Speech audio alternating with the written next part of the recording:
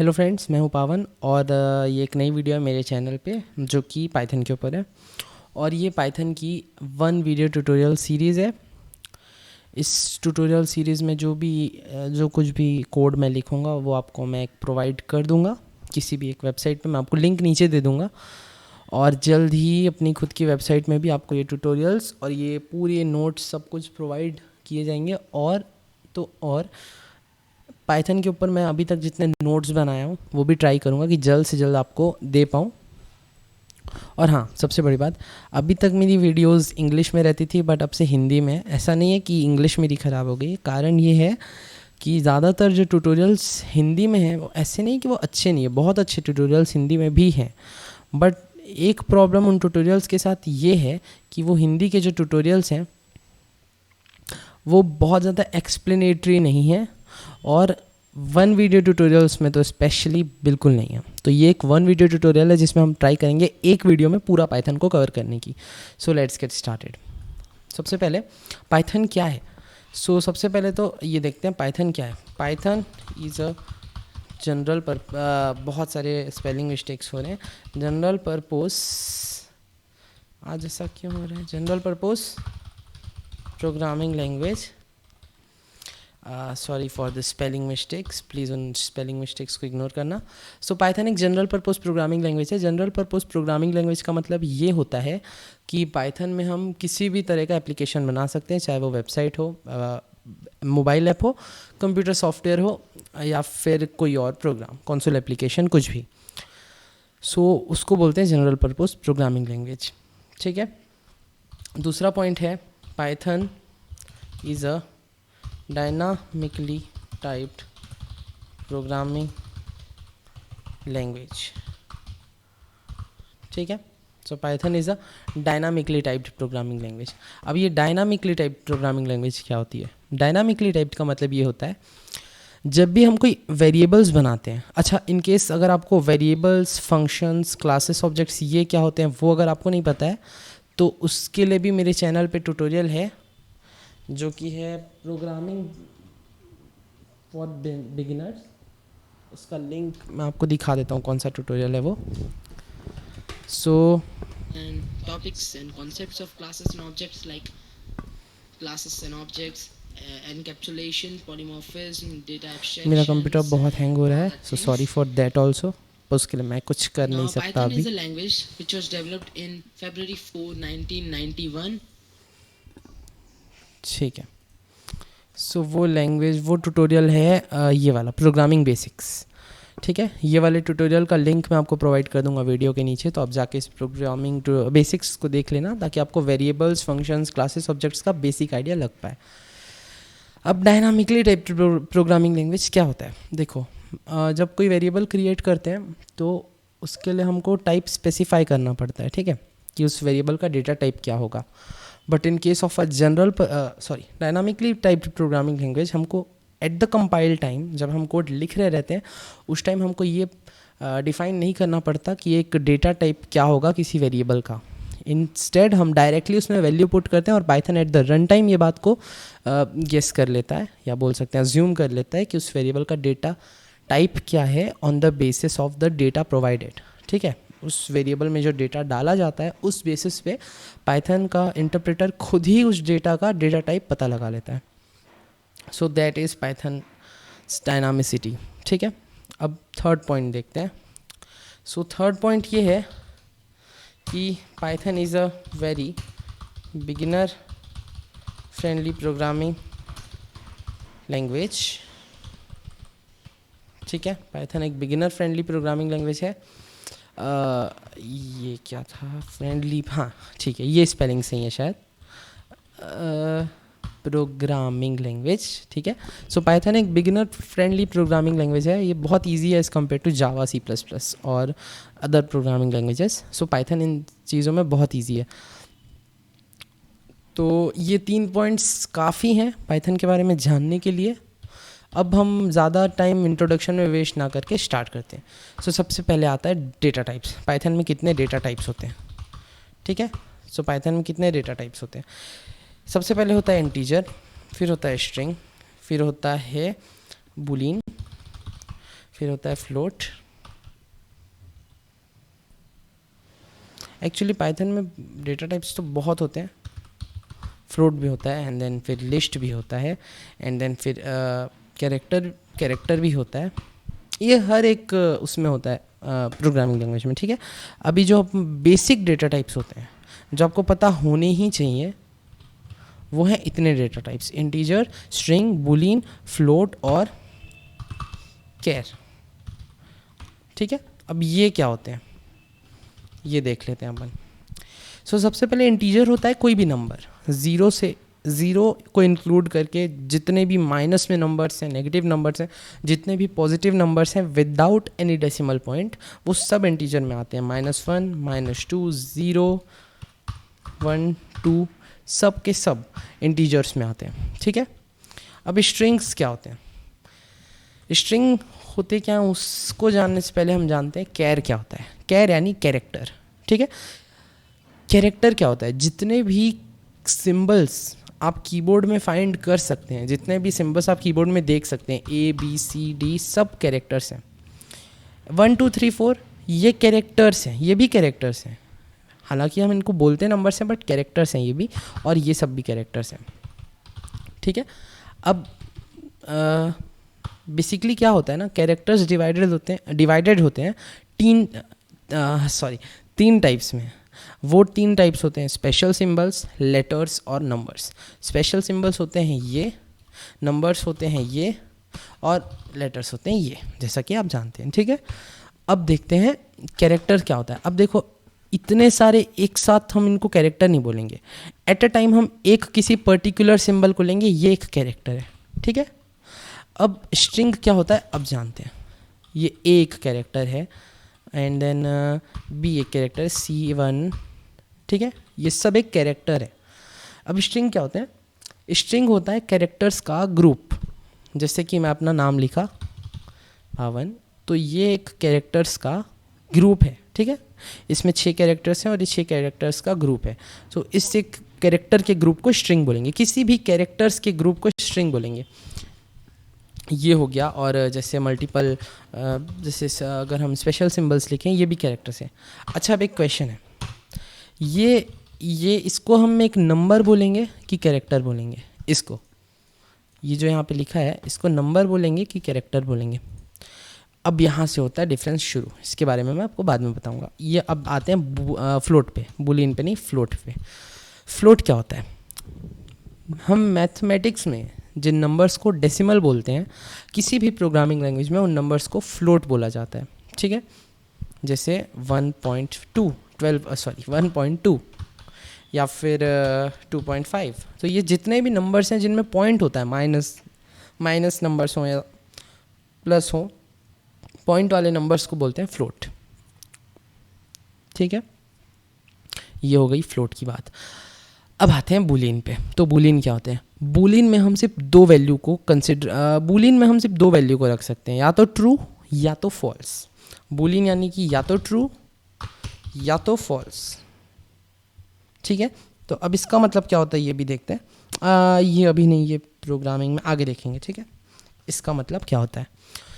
सो अब स्टार्ट करते हैं वेरिएबल्स के साथ। वेरिएबल्स क्या होते हैं? देखो फ्रेंड्स, वेरिएबल्स वो कंटेनर्स होते हैं जो वैल्यू को कंटेन करते हैं, ठीक है। वेरिएबल्स वो कंटेनर्स होते हैं जो वैल्यू को कंटेन करते हैं। कैसे? एक एग्जांपल के तौर पे मान लेते हैं कि आप कहीं टूर पे जा रहे हैं, ठीक है। तो आप अपने साथ एक बॉटल रखेंगे। जैसे मान लो आपको पानी लेके जाना है, वो तो लेके जाना ही है, नो डाउट लेके जाना है, प्यास तो लगेगी, ठीक है। तो आपको पानी के लिए बॉटल लेके जाना है। ऐसा तो नहीं है कि आप पानी को हाथ में पकड़ के लेकर के जाएंगे, ऑब्वियसली नहीं। उसके कारण क्या है? अगर पानी को हाथ में पकड़ेंगे तो कम पानी ले जा पाएंगे, पानी कभी भी गिर सकता है, और हाँ वो बेवकूफ़ी भी है देखा जाए तो, ठीक है। और बॉटल में ले जाने के एडवांटेजेस क्या है? ज़्यादा पानी आ पाएगा, गिरने का चांसेस बहुत कम होगा, ठीक है, नहीं ही होगा मान लेते हैं। और तीसरी चीज़, हाँ वही बेवकूफ़ी नहीं है, ठीक है। तो अब इसको वेरिएबल से कैसे रिलेट करेंगे? वेरिएबल्स वो कंटेनर्स होते हैं जो कि वैल्यू को स्टोर करते हैं। प्रोग्रामिंग करने के दौरान कई बार ऐसा हो सकता है कि हमको बड़ी बड़ी वैल्यूज़ के साथ डील करना पड़े। तो इन वैल्यूज़ को हम याद तो नहीं रख सकते, जैसे पानी को हाथ में नहीं ले जा सकते, इतनी बड़ी बड़ी कई सारी वैल्यूज़ आ सकती हैं, उनको याद तो रख नहीं सकते। तो हम क्या करते हैं, वेरिएबल्स बनाते हैं, कुछ भी नाम दे देते हैं उस वेरिएबल को, ठीक है। उस वेरिएबल का कोई भी नामकरण करना है हमको सबसे पहले। जैसे मैं एक अपने वेरिएबल का नाम दिया ए, फिर उसमें हमको वैल्यू को पुट करना है ताकि हम लेटर ऑनवर्ड्स उस वेरिएबल का नाम यूज़ करके उसके अंदर रखी गई वैल्यू का यूज़ कर सकें, ठीक है। तो ए इज़ इक्वल्स टू, यानी ए की वैल्यू है ये, जो भी बड़ा नंबर है, ठीक है। अब हम बाद में इस नंबर को याद भी रख पाएंगे, याद नहीं रख पाएंगे, हम इस नंबर का ट्रैक रख पाएंगे ए के थ्रू। तो ए में जो भी है स्टोर्ड वैल्यू है वो है ये, ठीक है। तो ऐसे क्रिएट करते हैं वेरिएबल्स। अब वेरिएबल्स में सिर्फ नंबर्स ही स्टोर होते हैं ऐसा नहीं है, वेरिएबल्स में हम अपना नाम, स्ट्रिंग्स, फ्लोट्स, बूलियंस, कैर्स कुछ भी स्टोर कर सकते हैं, ठीक है। तो कैसे करेंगे, जैसे मान लो, अच्छा हाँ, वेरिएबल के कुछ नेमिंग रूल्स होते हैं वो भी देख लेते हैं। सो सबसे पहला होता है variable name should not start with a number, ठीक है। वेरिएबल का नाम किसी नंबर से स्टार्ट नहीं होना चाहिए। दूसरा, variable names can not contain any other special symbols than underscore. Variable का नाम अंडरस्कोर के अलावा किसी सिंबल को कंटेन नहीं कर सकता सिवाय पीएचपी में। पीएचपी एक ऐसी लैंग्वेज है जिसमें वेरिएबल का स्टार्ट डॉलर से होता है और किसी लैंग्वेज में ऐसा नहीं होता, ठीक है। सो वेरिएबल नेम्स में आप अंडरस्कोर के अलावा और कोई स्पेशल सिंबल इंक्लूड नहीं कर सकते। तीसरा, variable name should not be identical to any keyword. Variable का नाम किसी भी कीवर्ड के ऊपर नहीं रखा जाना चाहिए। अब कीवर्ड क्या होते हैं पहले वो देख लेते हैं। कई सारे ऐसे वर्ड्स होते हैं प्रोग्रामिंग में जो कि उस लैंग्वेज के द्वारा रिजर्व्ड होते हैं, ठीक है। वो लैंग्वेज में पहले से डिफाइंड होते हैं और उनका कुछ पर्टिकुलर फंक्शन होता है, जैसे कि इफ़, एंड, एल्स, नॉट, और, इन, फॉर, ये होता है, और ईल्ड होता है, क्लास होता है, डेफ होता है, ठीक है। तो इन सब को बोलते हैं हम कीवर्ड्स। ये पूरे कीवर्ड्स नहीं है, ठीक है, ये पूरे कीवर्ड्स नहीं है पाइथन के, ये कुछ कीवर्ड्स हैं, इनमें और भी बहुत सारे कीवर्ड्स होते हैं पाइथन में, ठीक है। सो ये हो गया हमारे कीवर्ड्स। तो किसी भी वेरिएबल का नाम आप कीवर्ड के ऊपर नहीं रख सकते, ठीक है। आप वेरिएबल का नाम क्लास, ईल्ड, फॉर, इन और ये सब नहीं रख सकते, उस एरर आ जाएगा, ठीक है। और उसके बाद एक और रूल, मेरे ख्याल से और कोई रूल तो होता नहीं, हाँ, variable name should not contain any spaces. Variable name में स्पेस नहीं होना चाहिए, बिल्कुल नहीं होना चाहिए। वेरिएबल का नाम आप ए बी सी रख सकते हैं, पर वेरिएबल का नाम आप ए बी सी नहीं रख सकते। ये एक वेरिएबल का नाम नहीं रख सकते। हाँ, ऐसे अलग अलग वेरिएबल्स बना सकते हैं, ऐसे उसमें कोई दिक्कत नहीं है। जैसे ए, बी एंड सी, ये तीनों अलग अलग वेरिएबल्स हैं, ठीक है। तो ये हो गया वेरिएबल्स, ये हो गया वेरिएबल्स नहीं, सॉरी, वेरिएबल नेमिंग रूल्स, ठीक है। ये वेरिएबल के नेमिंग रूल्स हैं। और चौथी बात ये आ जाती है कि variable names can contain numbers but not at the start. Variable name number contain कर सकते हैं पर स्टार्ट में नहीं। यानी कि आप किसी वेरिएबल का नाम 1A नहीं रख सकते, A1 रख सकते हैं, ठीक है। तो ये होती है वेरिएबल की नेमिंग रूल्स। अब देखते हैं वेरिएबल में स्ट्रिंग कैसे स्टोर करते हैं। अच्छा हाँ, वेरिएबल बनाने का लॉजिक तो मैंने आपको बता दिया। वेरिएबल इसलिए बनाते हैं क्योंकि उसमें वैल्यू को स्टोर कर सकें ताकि लेटर ऑन हम उस वैल्यू को ईजिली उस वेरिएबल के नाम का यूज़ करके रिट्रीव कर सकें और हमको उस वैल्यू को याद रखना ना पड़े, ठीक है। एक और कारण ये हो सकता है, जैसे मान लो हमको यूज़र से इनपुट लेना है। मोस्ट ऑफ द टाइम्स जब भी हम कोई प्रोग्राम बनाएंगे तो वो ऐसा ही होगा जो यूज़र से इनपुट लेगा, ठीक है, क्योंकि यूज़र क्या चूज़ करेगा वो हम नहीं जानते, हम उससे पूछेंगे, ठीक है, बाय सम मीन्स कि वो क्या चूज़ करना चाहता है, किसी नंबर को इनपुट करना चाहता है या किसी कैरेक्टर को देना चाहता है, ठीक है। तो हम वो नहीं जानते। तो उन सब नंबर्स को स्टोर करने के लिए जो एक यूज़र ने एंटर किया उसके लिए हम वेरिएबल्स बनाते हैं, ठीक है। तो इतना हो गया वेरिएबल्स की वेरिएबल के रूल्स, ठीक है। अब देखते हैं स्ट्रिंग वेरिएबल कैसे क्रिएट करना है। मान लो मेरे को नाम स्टोर करना है किसी का, ठीक है। मान लो मेरे को अपना नाम स्टोर करना है, तो मैं सबसे पहले एक वेरिएबल बनाऊंगा, उसका नाम रख दूंगा नेम, उसमें वैल्यू रखना है, मेरा नाम रखना है, ठीक है। ये सही है कि गलत है? ऑब्वियसली गलत है। पाइथन इसको एरर बता ही रहा है। ये गलत क्यों है? देखो, जब भी हम string create, as of now क्या हो रहा है ना, पाइथन में वो ऐसा अज्यूम कर रहा है कि नेम भी एक वेरिएबल है और यहाँ पे जो लिखा है पावन, ये भी एक वेरिएबल है, जबकि ऐसा नहीं है। हम तो ये कहना चाह रहे हैं कि नेम एक वेरिएबल है जिसमें कि पावन नाम की एक स्ट्रिंग वैल्यू सेव्ड है, जिसमें कि एक स्ट्रिंग वैल्यू रखी है पावन, ठीक है। मेरा नाम बार बार लेने में थोड़ा अजीब लग रहा है, कोई इजी नाम रखते हैं, जॉन। तो नेम जॉन को स्टोर करेगा, पर अभी प्रोग्राम लैंग्वेज, अभी इंटरप्रेटर क्या सोच रहा है, उसको ये लग रहा है कि जॉन भी वेरिएबल है, नेम भी वेरिएबल है, हम नेम नाम का एक वेरिएबल बनाए और उसमें जॉन नाम के वेरिएबल की वैल्यू रख दिए। हाँ, ऐसा हो सकता है। प्रोग्रामिंग थोड़ी बहुत कन्फ्यूजिंग भी है, बट ठीक है, धीरे धीरे फैमिलियर होने हो जाता है, ठीक है। तो मैं बनाया एक वेरिएबल ए और दूसरा एक वेरिएबल बनाया बी, जिसकी वैल्यू होगी ए के इक्वल। तो ये चीज़ सेम है इस चीज़ के।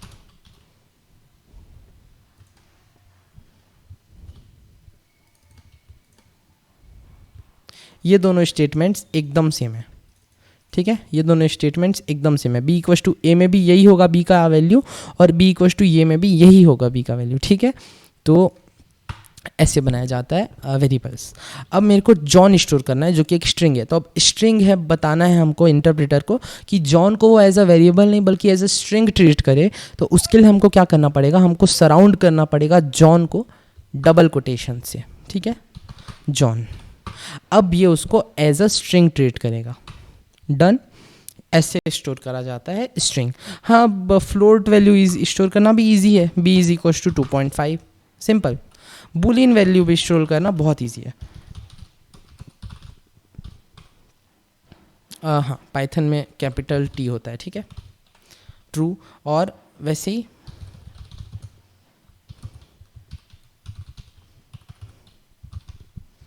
ये फॉल्स। तो ऐसे स्टोर करते हैं इंटीजर्स, स्ट्रिंग्स, फ्लोट्स और बुलियंस को, ठीक है।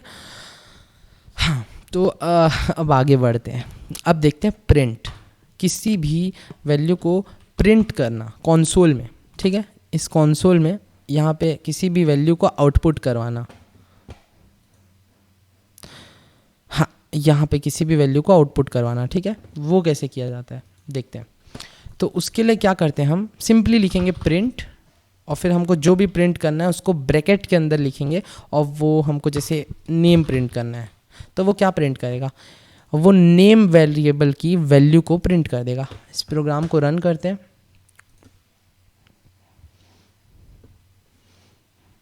प्रोग्राम रन हो रहा है और ये प्रिंट किया जॉन, ठीक है, सिंपल, क्वाइट लॉजिकल, ठीक है। हो गया इतना। कोई भी अगर डाउट है आप लोगों को जो भी इस ट्यूटोरियल को देख रहे हैं, तो आप मेरे से कमेंट्स में डाउट को पूछ सकते हैं, या फिर नीचे मेरी इंस्टाग्राम आईडी का भी मैं आपको लिंक प्रोवाइड कर दूंगा, तो आप उसमें भी मुझे डीएम करके कोई भी डाउट पूछ सकते हैं। तो स्टार्ट करते हैं, आगे बढ़ते हैं, ठीक है, आगे बढ़ते हैं। अब देखते हैं प्रिंट करना, तो चलो ठीक है, प्रिंट को ही थोड़ा और आगे तक एक्सप्लेनेशन समझ लेते हैं, थोड़ा जान लेते हैं। प्रिंट देख लिए, वैसे हम कोई भी वैल्यू प्रिंट कर सकते हैं। बूलियन प्रिंट करना है तो वो क्या करेगा, ट्रू प्रिंट कर देगा कि फॉल्स प्रिंट कर देगा। क्या प्रिंट करेगा देखो मैं बताता हूँ। सबसे पहले हमने बूलियन नाम पहले रन करता हूँ, आप देखो खुद समझो, और फिर उसके बाद मैं भी एक बार समझा दूंगा। तो इसने प्रिंट किया फॉल्स। ऐसा क्यों? क्योंकि सबसे पहले जब हमने बूलियन नाम का वेरिएबल बनाया था उसकी वैल्यू हमने ट्रू दी थी, but at the later time, मतलब मैं इंग्लिश में ग्रामेटिकल मिस्टेक्स बहुत करता हूँ। बाद में जब हमने बूलियन नाम का वेरिएबल बनाया तो हमने उसका वैल्यू दिया फॉल्स, ठीक है। तो उसकी फाइनल वैल्यू हो गई फॉल्स। तो जब हमने उसकी वैल्यू को प्रिंट करवाया तो वो प्रिंट हुआ फॉल्स। वैसे हम ए की वैल्यू भी प्रिंट करवा सकते हैं, देयर इज नो प्रॉब्लम, ठीक है। तो ए की वैल्यू प्रिंट हो गई। अब आगे बढ़ते हैं थोड़ा सा एक स्टेप और। अब देखते हैं कि इनपुट कैसे ले सकते हैं हम किसी यूज़र से। अच्छा, उससे भी पहले एक दूसरी चीज़ देख लेते हैं जो हमको बहुत काम आएगी। हम देखेंगे टाइप कन्वर्शन, ठीक है। तो हेडिंग डाल लेते हैं टाइप कन्वर्शन, ठीक है। अब देखते हैं टाइप कन्वर्शन क्या होता है। तो जैसा कि मैंने बताया था, हर एक वैल्यू का एक डेटा टाइप होता है, राइट। अब ऑन द बेसिस ऑफ एक वेरिएबल में कैसी वैल्यू स्टोर्ड है, जैसे ए में इंटीजर स्टोर्ड है, तो जो वेरिएबल है ए, उसका डेटा टाइप भी इंटीजर हो जाएगा, राइट। तो देखते हैं टाइप कन्वर्शन क्या होता है। नाम से आपको समझ में आ गया होगा कि टाइप कन्वर्शन का मतलब होता है किसी के डेटा टाइप को कन्वर्ट करना। इसको एक और टर्म होता है इसके लिए, टाइप कन्वर्शन बोल सकते हैं, या फिर हम उसको बोल सकते हैं कास्टिंग, टाइप कास्टिंग, ठीक है, टाइप कास्टिंग। तो अब देखते हैं टाइप कन्वर्शन किया कैसे जाता है। जैसे मान लो एक वेरिएबल है ए, उसको हमको इंटीजर से उसको हम कन्वर्ट करना चाहते हैं स्ट्रिंग में, तो उसके लिए हम यूज़ करेंगे str। वैसे टाइप कन्वर्शन के बहुत सारे फंक्शंस होते हैं, इंट होता है, फ्लोट होता है, एंड कैर होता है, ऑड होता है, बूल होता है, ठीक है। और ऐसे तो बहुत और होते हैं, लिस्ट होते हैं, सेट होते हैं, डिक्ट होते हैं, ठीक है, एडिक्ट नहीं डिक्ट होते हैं, और फिर टपल होते हैं, ठीक है। तो ये सब डिफरेंट फंक्शंस है। अभी हम बेसिक फंक्शंस को देखेंगे क्योंकि एक वन वीडियो ट्यूटोरियल है, ज़्यादा लंबा हो गया। तो अभी ये ऑलरेडी कितने मिनट्स का शूट हो चुका है, अभी 21 मिनट्स का हो चुका है, और अभी हम कुछ भी नहीं पढ़े हैं पाइथन में, ठीक है। तो अब आगे बढ़ते हैं थोड़ा सा और। हाँ, शायद ये एक वीडियो में पूरा पाइथन कवर ना हो पाए, पर मैं 2 वीडियो में तो कवर करने की कोशिश करूँगा, एटलीस्ट इतना कि आपको क्लासेस एंड फंक्शंस तक का समझा दूँ, ठीक है। पर अब कॉपरेट आपको भी करना पड़ेगा प्रैक्टिस करके। तो आप कुछ क्वेश्चंस उठाइए गूगल से, या अगर बोलेंगे तो मैं प्रोवाइड कर दूंगा, और उन क्वेश्चंस को सॉल्व करिएगा, ठीक है। हाँ, तो अब आगे बढ़ते हैं। हाँ, तो अब एक और फंक्शन होता है, वो होता है टाइप, ठीक है, टाइप। अब देखो, सबसे पहले देखते हैं टाइप फंक्शन को। टाइप फंक्शन क्या होता है?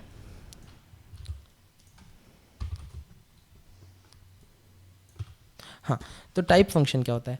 किसी भी डेटा टाइप किसी भी वेरिएबल का डेटा टाइप क्या है, उसको जानने के लिए हम यूज़ करते हैं टाइप फंक्शन का, ठीक है। तो जैसे मेरे को जानना है कि जो वेरिएबल है ए, इसका डेटा टाइप क्या है, अगर मेरे को जानना है, तो मैं लिख सकता हूँ print and then type and then A. अब ये क्या करेगा, ये हमको बताएगा कि जो इंटीजर है जो वेरिएबल है ए, उसका टाइप क्या है, उसका डेटा टाइप क्या है, और फिर वो उस वैल्यू को प्रिंट कर देगा। समझ में तो आ रहा होगा आपको कोड? कोई भी डाउट है तो आप क्वेश्चंस में या इंस्टा में मुझे डीएम करके पूछ सकते हैं, ठीक है। सो मैं कोड को रन करता हूँ। ओके, ये हो गया एरर। अब एरर क्यों आया ये देखते हैं। एरर क्यों आया है? टाइप टेक्स 1 और 3 आर्ग्यूमेंट्स, ठीक है। सो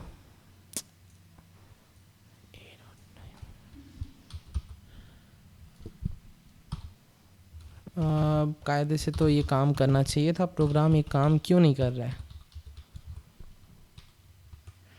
टाइप ऑफ ए, ये तो प्रिंट हो जाना चाहिए था। Let's run it. यार एरर्स तो बहुत आते हैं प्रोग्रामिंग में, बग्स बहुत आते हैं, एंड सीरियसली उन बग्स को सॉल्व करना बहुत मुश्किल होती है। सो टाइप फंक्शन में कुछ एरर आ रहा है। अच्छा, एक काम करते हैं, हाँ ठीक है, मैं समझ गया, ओके गॉट इट।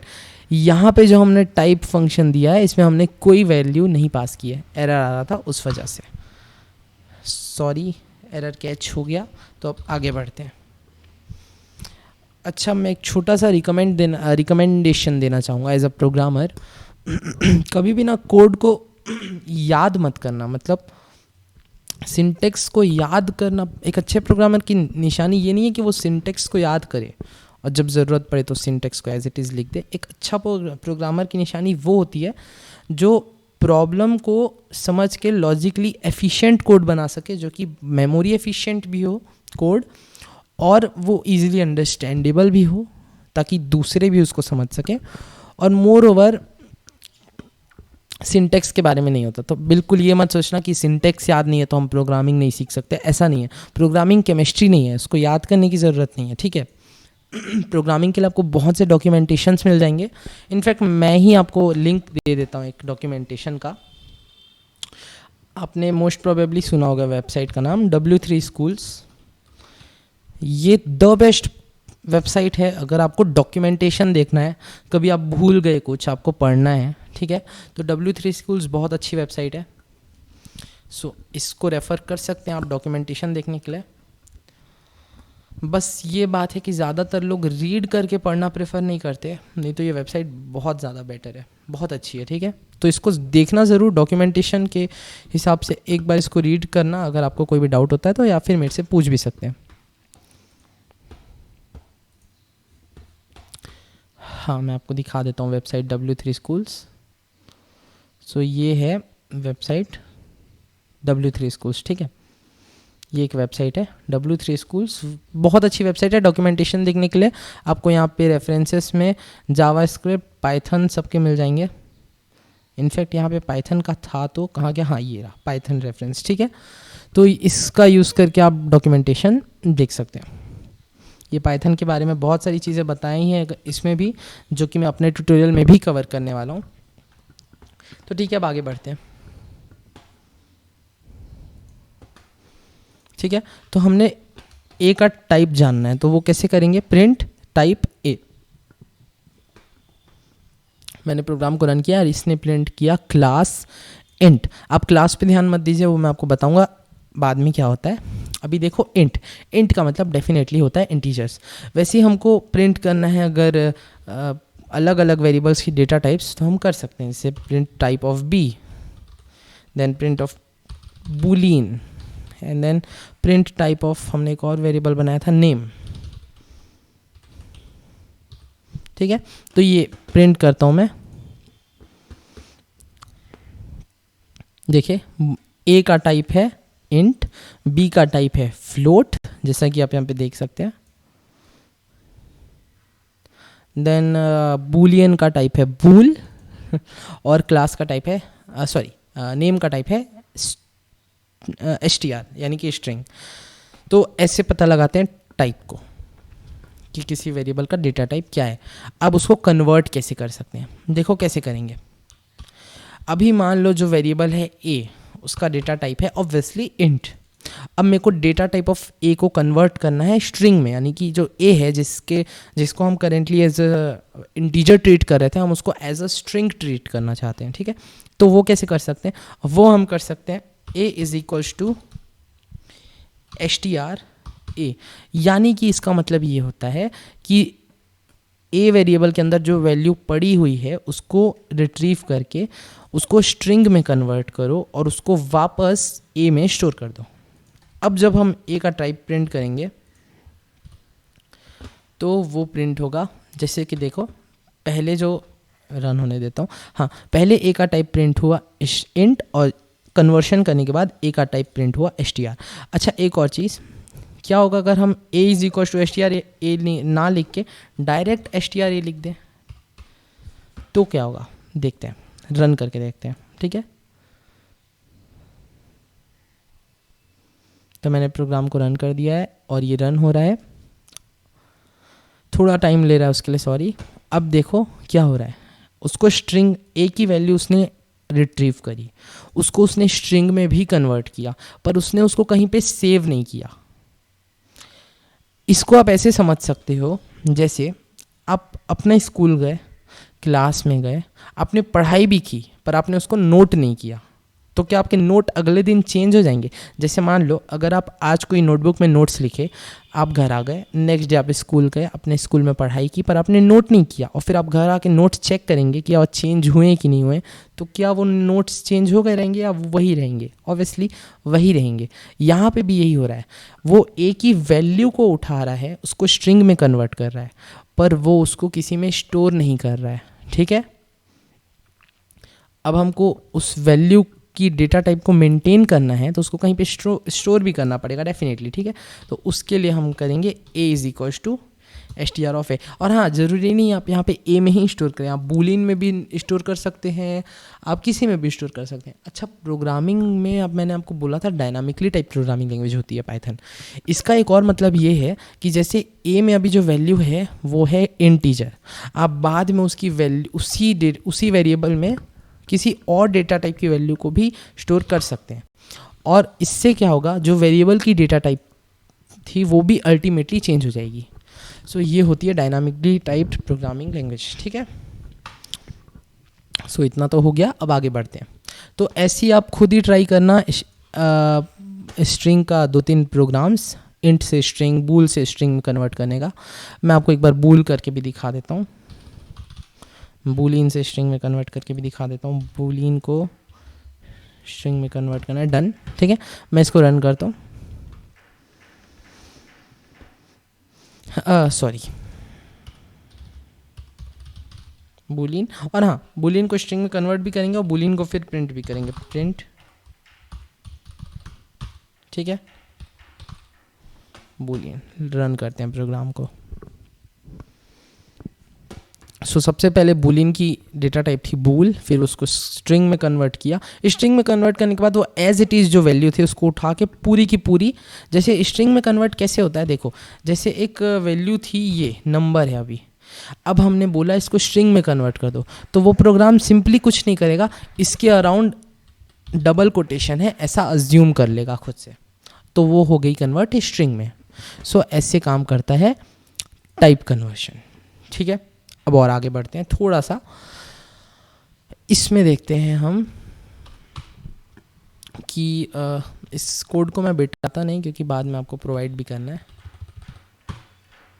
अब आ जाते हैं हम स्ट्रिंग से इंट में कन्वर्शन में। ठीक है, जैसे मान लो कोई स्ट्रिंग नंबर है, स्ट्रिंग, मैंने उसका नाम दे दिया string number is equals to, एक स्ट्रिंग है 1 2 3 की। ठीक है, एक स्ट्रिंग है जिसका नाम, एक स्ट्रिंग वेरिएबल है जिसका नाम है स्ट्रिंग नंबर, उसके अंदर स्ट्रिंग वैल्यू स्टोर है 1 2 3, नंबर वैल्यू नहीं, स्ट्रिंग वैल्यू, उसको कन्वर्ट करना है इंटीजर में। कैसे करेंगे, सिंपल है, string number is equals to int string number. String number की वैल्यू को उठाओ, वो जिस भी डेटा टाइप में है उसको इंटीजर में कन्वर्ट करो और उसको वापस स्टोर कर दो स्ट्रिंग नंबर पे, ऐसा हमने प्रोग्राम को कहा। ये हिंदी व्याकरण क्लास नहीं है, पर पिछले कुछ सेकंड्स में ऐसे ही लगा होगा। ठीक है, तो बेसिकली ये था टाइप कन्वर्शन, इतना काफ़ी नहीं है। कई बार एरर भी आ जाता है, जैसे मान लो आप यहाँ पे 1 2 3 ए लिखे हैं, उसको इंटीजर में कन्वर्ट करेंगे तो how can it convert A from letter to integer, तो उसमें एरर कई बार आ जाता है। ठीक है, तो इतने एरर्स, इतने सारी चीज़ें हमने देख ली। ऑड और कैर का फंक्शन भी मैं आपको बता देता हूँ क्या है। देखो, सबसे पहले क्या होता है, जितने भी सिंबल्स होते हैं उनका कोई ना कोई आस्की कोड होता है। हाँ, तो प्रोग्रामिंग में जितने भी सिंबल्स होते हैं ना, जैसे कि 1 2 3, जितने भी, यहाँ पे हेडिंग डाल देता हूँ आस्की कोड, ये क्या होता है ये देखते हैं। अच्छा ठीक है, अब देखो क्या है आस्की कोड। आस्की का फुल फॉर्म होता है American standard code for information interchange. ठीक है, हाँ नहीं सर, ये स्टैंडर्ड होता है, इतना गंदा स्पेलिंग भी नहीं होता, एक्चुअली गंदा नहीं था पर थोड़ा वियर्ड था। American standard code for information interchange, ये होता है आस्की का फुल फॉर्म। अब सिंपली इसका फुल फॉर्म जानने से अब किसका मतलब समझ में तो आ नहीं जाएगा, तो वो देखते हैं मतलब क्या होता है। देखो जितने भी कैरेक्टर्स होते हैं ना, हम जितने भी सिंबल्स होते हैं, जैसे ए हो गया, बी हो गया, सी हो गया, डी हो गया, 1 हो गया, 2 हो गया, 3 हो गया, जितने भी, इन सब को कंप्यूटर डायरेक्टली अंडरस्टैंड नहीं कर सकता। किसी भी प्रोग्रामिंग लैंग्वेज को कंप्यूटर पहले मशीन कोड में कन्वर्ट करता है, उसके बाद उसको रन करता है। मशीन कोड में कन्वर्ट करने का काम होता है कंपाइलर का या इंटरप्रेटर का। पाइथन एक इंटरप्रेटेड लैंग्वेज है, यानी कि उसको इंटरप्रेटर मशीन लैंग्वेज में कन्वर्ट करता है। अब मशीन लैंग्वेज में जब वो कन्वर्ट करता है तो वो वेरिएबल्स की जो वैल्यूज़ होती हैं उनको भी directly as it is deal नहीं करता, उसको वो पहले बाइनरी में कन्वर्ट करता है। ठीक है, अब देखो होता क्या है, हर चीज़ का जैसे बाइनरी कोड होता है वैसे ही कैरेक्टर्स का आस्की कोड होता है। अब आस्की कोड बेसिकली क्या होता है? आस्की कोड एक सिस्टम है जिससे हम आप ऐसा समझ लो कि आस्की कोड का यूज़ करके हम लेटर्स को नंबर्स में और नंबर्स को लेटर्स में कन्वर्ट कर सकते हैं, सिंबल्स को नंबर्स में और नंबर्स को सिंबल्स में कन्वर्ट कर सकते हैं। ठीक है, इनफैक्ट नंबर्स को नंबर्स में भी कन्वर्ट कर सकते हैं। हाँ बिल्कुल, एक्चुअली वो नंबर्स सेम नहीं होते। जैसे अब देखो आस्की कोड मेरे को एग्जैक्टली याद नहीं, पर कैपिटल ए का मेरे ख्याल से 65 से स्टार्ट होता है एंड 99 पे ख़त्म हो जाता है, सॉरी 97 पे ख़त्म होता है, नहीं सॉरी 90 पे ख़त्म होता है। हाँ अब याद है, 90 पे ख़त्म होता है। और जो स्मॉल ए होता है उसका आस्की कोड स्टार्ट होता है 99 से आई गेस, एंड वो ख़त्म होता है अपना 122 में। अब आई थिंक बेटर है कि डॉक्यूमेंटेशन देख लिया जाए ताकि हमको गलत कोई भी इंफॉर्मेशन ना मिले। तो उसके लिए देखते हैं आस्की कोड टेबल।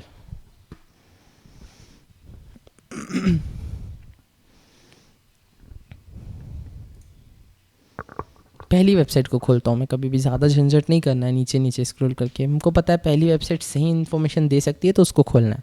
हाँ देखो यहाँ पे जो है इन्फॉर्मेशन दी हुई है कि जो कैपिटल लेटर्स होते हैं, जैसे कि ये कैपिटल ए स्टार्ट होता है 65 से। हाँ यहाँ पे जो डेक कॉलम है ये आस्की कोड्स है, 65 से स्टार्ट होता है कैपिटल ए और जाके जी पे ख़त्म होता है जो कि 90, मैंने सही बताया था, गरी मत। और स्मॉल ए स्टार्ट होता है 97 से, हाँ यहाँ में थोड़ा गलत हो गया, एन ख़त्म होता है 122 पे। ठीक है, तो ये होते हैं आस्की कोड्स, यानी कि बी का वैल्यू क्या होगा? बी का वैल्यू होगा डेफिनेटली 66। ठीक है, सॉरी मैं स्क्रीन को चेंज नहीं किया था। हाँ तो बी का वैल्यू क्या होगा? बी का वैल्यू होगा 66 डेफिनेटली। ठीक है, तो इतना आपने समझ लिया होगा कि क्या होते हैं आस्की कोड्स। अब कैर और ऑड का क्या फंक्शन होता है? मैंने आस्की कोड आपको इसलिए बताया ताकि मैं आपको उनका फंक्शन समझा सकूं। इसको कमेंट कर देते हैं। अच्छा मैं इतने देर से जो कमेंट बोल रहा हूँ इसका क्या मतलब होगा वो भी मैं आपको बता दूंगा। पहले देख लेते हैं कैर और ऑड को। ठीक है, तो सबसे पहले कैर क्या होता है? आस्की कोड को यूज़ करके कैर फंक्शन, हाँ मैं फंक्शन बोल रहा हूँ तो आपको ये समझ नहीं आ रहा होगा शायद कि ये ब्रैकेट्स क्यों लगा रहा हूँ एंड देन इनको फंक्शन क्यों बोल रहा हूँ। उसके लिए भी आप प्रोग्रामिंग बेसिक्स वीडियो ट्यूटोरियल देख लो, और मैं हो सके तो बाद में एक और ट्यूटोरियल डाल दूंगा हिंदी में जो कि और ज़्यादा एक्सप्लेनेटरी रहेगा इन सब चीज़ों के बारे में। ठीक है, अभी के लिए इस ट्यूटोरियल को कंटिन्यू करते हैं।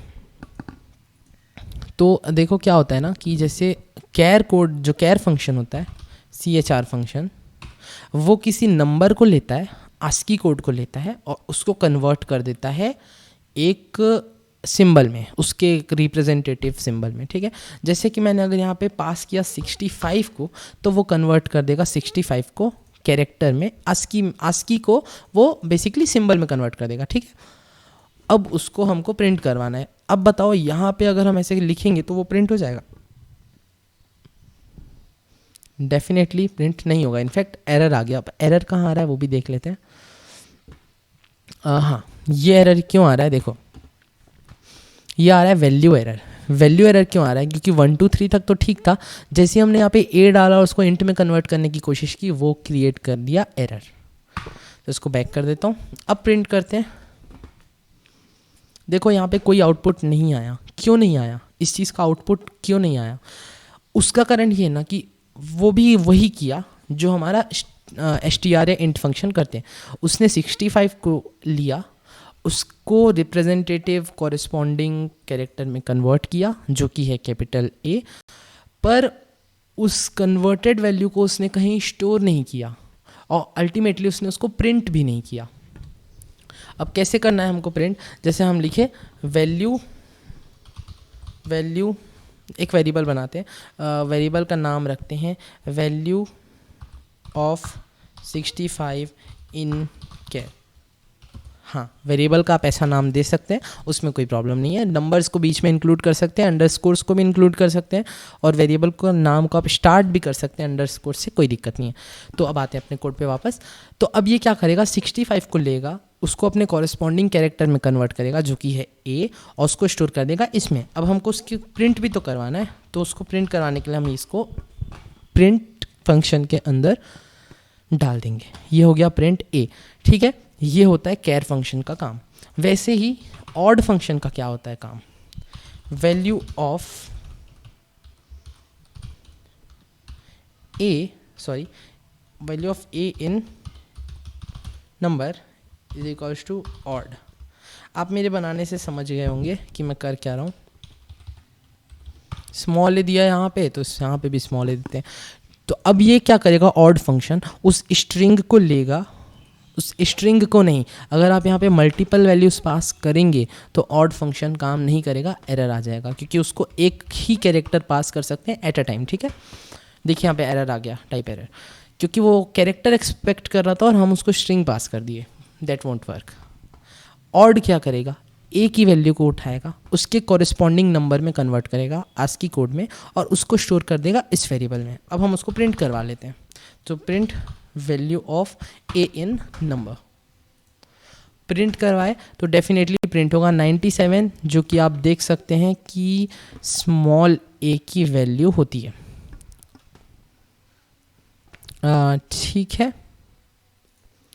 सो इतना हो गया हमारा डेटा टाइप का टाइप कन्वर्शन। मैं मोस्ट प्रोबेबली रिकमेंड करूँगा मेरे वीडियो को आप थोड़ी स्पीड में देखें, यानी 1.25 या 1.5x की स्पीड में देखेंगे तो बेटर रहेगा, जल्दी कंप्लीट हो जाएगा और थोड़ा ज़्यादा बोरिंग नहीं लगेगा, ठीक है। प्रोग्रामिंग कई लोगों को बोरिंग लगती है एक्चुअली, मेरे को छोड़ के। तो अब आगे बढ़ते हैं। अब देखेंगे हम इसका काम, फ्लोट का भी काम सिंपल है। एक्चुअली मेरे को देखने की ज़रूरत नहीं है, मैं एक काम करता हूँ, आपको सिंपल दिखा देता हूँ। जैसे आप फ्लोट स्ट्रिंग को फ्लोट में कन्वर्ट करेंगे, जैसे आप फ्लोट 12 लिखे और उसको स्टोर भी करना पड़ेगा, ऑब्वियसली स्टोर करना पड़ेगा, ठीक है। तो फ्लोट वैल्यू ऑफ, अब आप बोलेंगे कितने एक्सप्लेनेटरी वेरिएबल्स नाम क्यों रख रहा हूँ, क्योंकि मेरे को आपको इस डॉक्यूमेंटेशन को प्रोवाइड भी करना है, इसीलिए, ताकि बाद में आप रीड करें तो समझ में आए। तो अब ये क्या करेगा ना, ये करेगा कि इसकी वैल्यू को फ्लोट में कन्वर्ट कर देगा, दैट इज़ 12.0, बस दैट्स इट, सिर्फ इतना ही है टाइप कन्वर्शन। खुद से ट्राई करके देखना, बार बार ट्राई करना, सब को सब में कन्वर्ट करके कोशिश करना, ट्राई करना। कोई भी डाउट हो तो पूछ भी सकते हैं, ठीक है। अब आगे बढ़ते हैं एक स्टेप और, अब देखते हैं अरिथमेटिक ऑपरेशंस को। अरिथमेटिक ऑपरेशंस, हाँ, तो ये कैसे होता है, देखो अरिथमेटिक ऑपरेशंस क्या होते हैं, डेफिनेटली मैथमेटिकल ऑपरेशंस को अरिथमेटिक ऑपरेशन बोलते हैं। Plus minus into divide modulus, modulus आपके लिए नई चीज़ है, वो मैं बताता हूँ। प्लस माइनस इंटू, हाँ यहाँ पे इंटू ये नहीं होता, ये होता है प्रोग्रामिंग में, ठीक है, एस्ट्रिक सिंबल, जो कि शिफ्ट ए का यूज़ करके टाइप कर सकते हैं। प्लस माइनस इंटू डिवाइड के लिए ये यूज़ करते हैं, और जिसको आप आज तक डिवाइड समझते थे, शायद मे भी ज़्यादातर लोग, जैसे कि मैं समझता था जब प्रोग्रामर नहीं था, ये मॉड्यूलस सिंबल है, डिवाइड सिंबल नहीं। मॉड्यूलस क्या करता है वो मैं आपको आगे बताऊंगा, ठीक है। अब देखो अरिथमेटिक ऑपरेशंस सिंपल है, बहुत सिंपल है। मैं एक वेरिएबल बनाया a इज इक्वल्स टू 10, नया वेरिएबल बनाया b is equals to 20, assume it. अब मेरे को दोनों का एडिशन प्रिंट करना है, simple, print a plus b। मैं इसको प्रिंट कर दूंगा, डेफिनेटली आउटपुट में क्या प्रिंट होगा, 30, ठीक है। 90 प्लस 20 सॉरी 10 प्लस 20 इज 30, सो ये प्रिंट कर दिया। वैसे ए माइनस भी कर सकते हैं, कोई दिक्कत नहीं है उसमें भी, वो प्रिंट करेगा -10 डेफिनेटली। ठीक है, तो ये होते हैं अरिथमेटिक ऑपरेशंस। वैसे मल्टीप्लिकेशन, डिवीजन सब कर सकते हैं, खुद प्रैक्टिस करेंगे तो ज़्यादा बेटर समझ पाएंगे। अब देखते हैं एक और तरीका, जैसे कि मैंने यहाँ प्रिंट के अंदर डायरेक्टली इसको ऐड करके प्रिंट किया, वैसे ही हम एक और तरीका यूज़ कर सकते हैं। हम इन दोनों के एडिशन को किसी वेरिएबल में स्टोर कर सकते हैं ताकि लेटर ऑन हम उसको रेफ़र कर पाएँ और उसको प्रिंट कर सकते हैं। तो c is equal to a+b कर दिया और मैं यहाँ पे a+b की जगह c को प्रिंट कर दूंगा। ठीक है, तो c की वैल्यू क्या होगी? Definitely value of a plus value of b। तो अब हो गया अरिथमेटिक ऑपरेशंस का एक्सप्लेनेशन। आपको प्लस माइनस इंटू डिवाइड का मोस्ट प्रोबेबली पता होगा। मॉड्यूलस क्या होता है? देखो, जब आप 4 को 2 से डिवाइड करते हो तो वो आपको क्या आंसर देता है? 2। वो आपको क्या आंसर देता है? 2। वो आपको देता है कोशिएंट। पर मॉड्यूलस ऑपरेटर क्या करता है? जब हम 4 को 2 से डिवाइड करते हैं तो वो हमको कोशिएंट नहीं देता, वो हमको रिमाइंडर देता है। और इन दिस केस जो हमारा आंसर आएगा मॉड्यूलस करने से, वो आंसर क्या आएगा? 0, क्योंकि 4 को 2 से डिवाइड करने के बाद रिमाइंडर 0 आता है। डिवाइड ऑपरेशन हमको कोशिएंट प्रोवाइड करता है और मॉड्यूलस ऑपरेशन हमको रिमाइंडर प्रोवाइड करता है। ठीक है, ये हो गए अरिथमेटिक ऑपरेशंस। अब देखते हैं कंपैरिजन ऑपरेशन।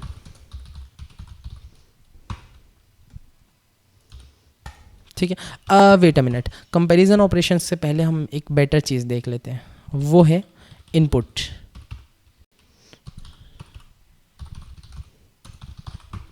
ठीक है, टेकिंग इनपुट, वो कैसे किया जाता है?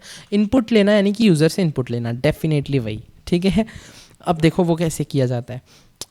हमको इनपुट लेना है तो जो यूज़र इनपुट करेगा उसको किसी एक वेरिएबल में स्टोर भी करना पड़ेगा डेफिनेटली। तो जैसे यूज़र से हमको 2 नंबर्स इनपुट कराने हैं और उनका एडिशन प्रिंट करना है, तो वो हम कैसे करेंगे? हम बोलेंगे a is equals to input, और ये a इनपुट ले लेगा, b is equals to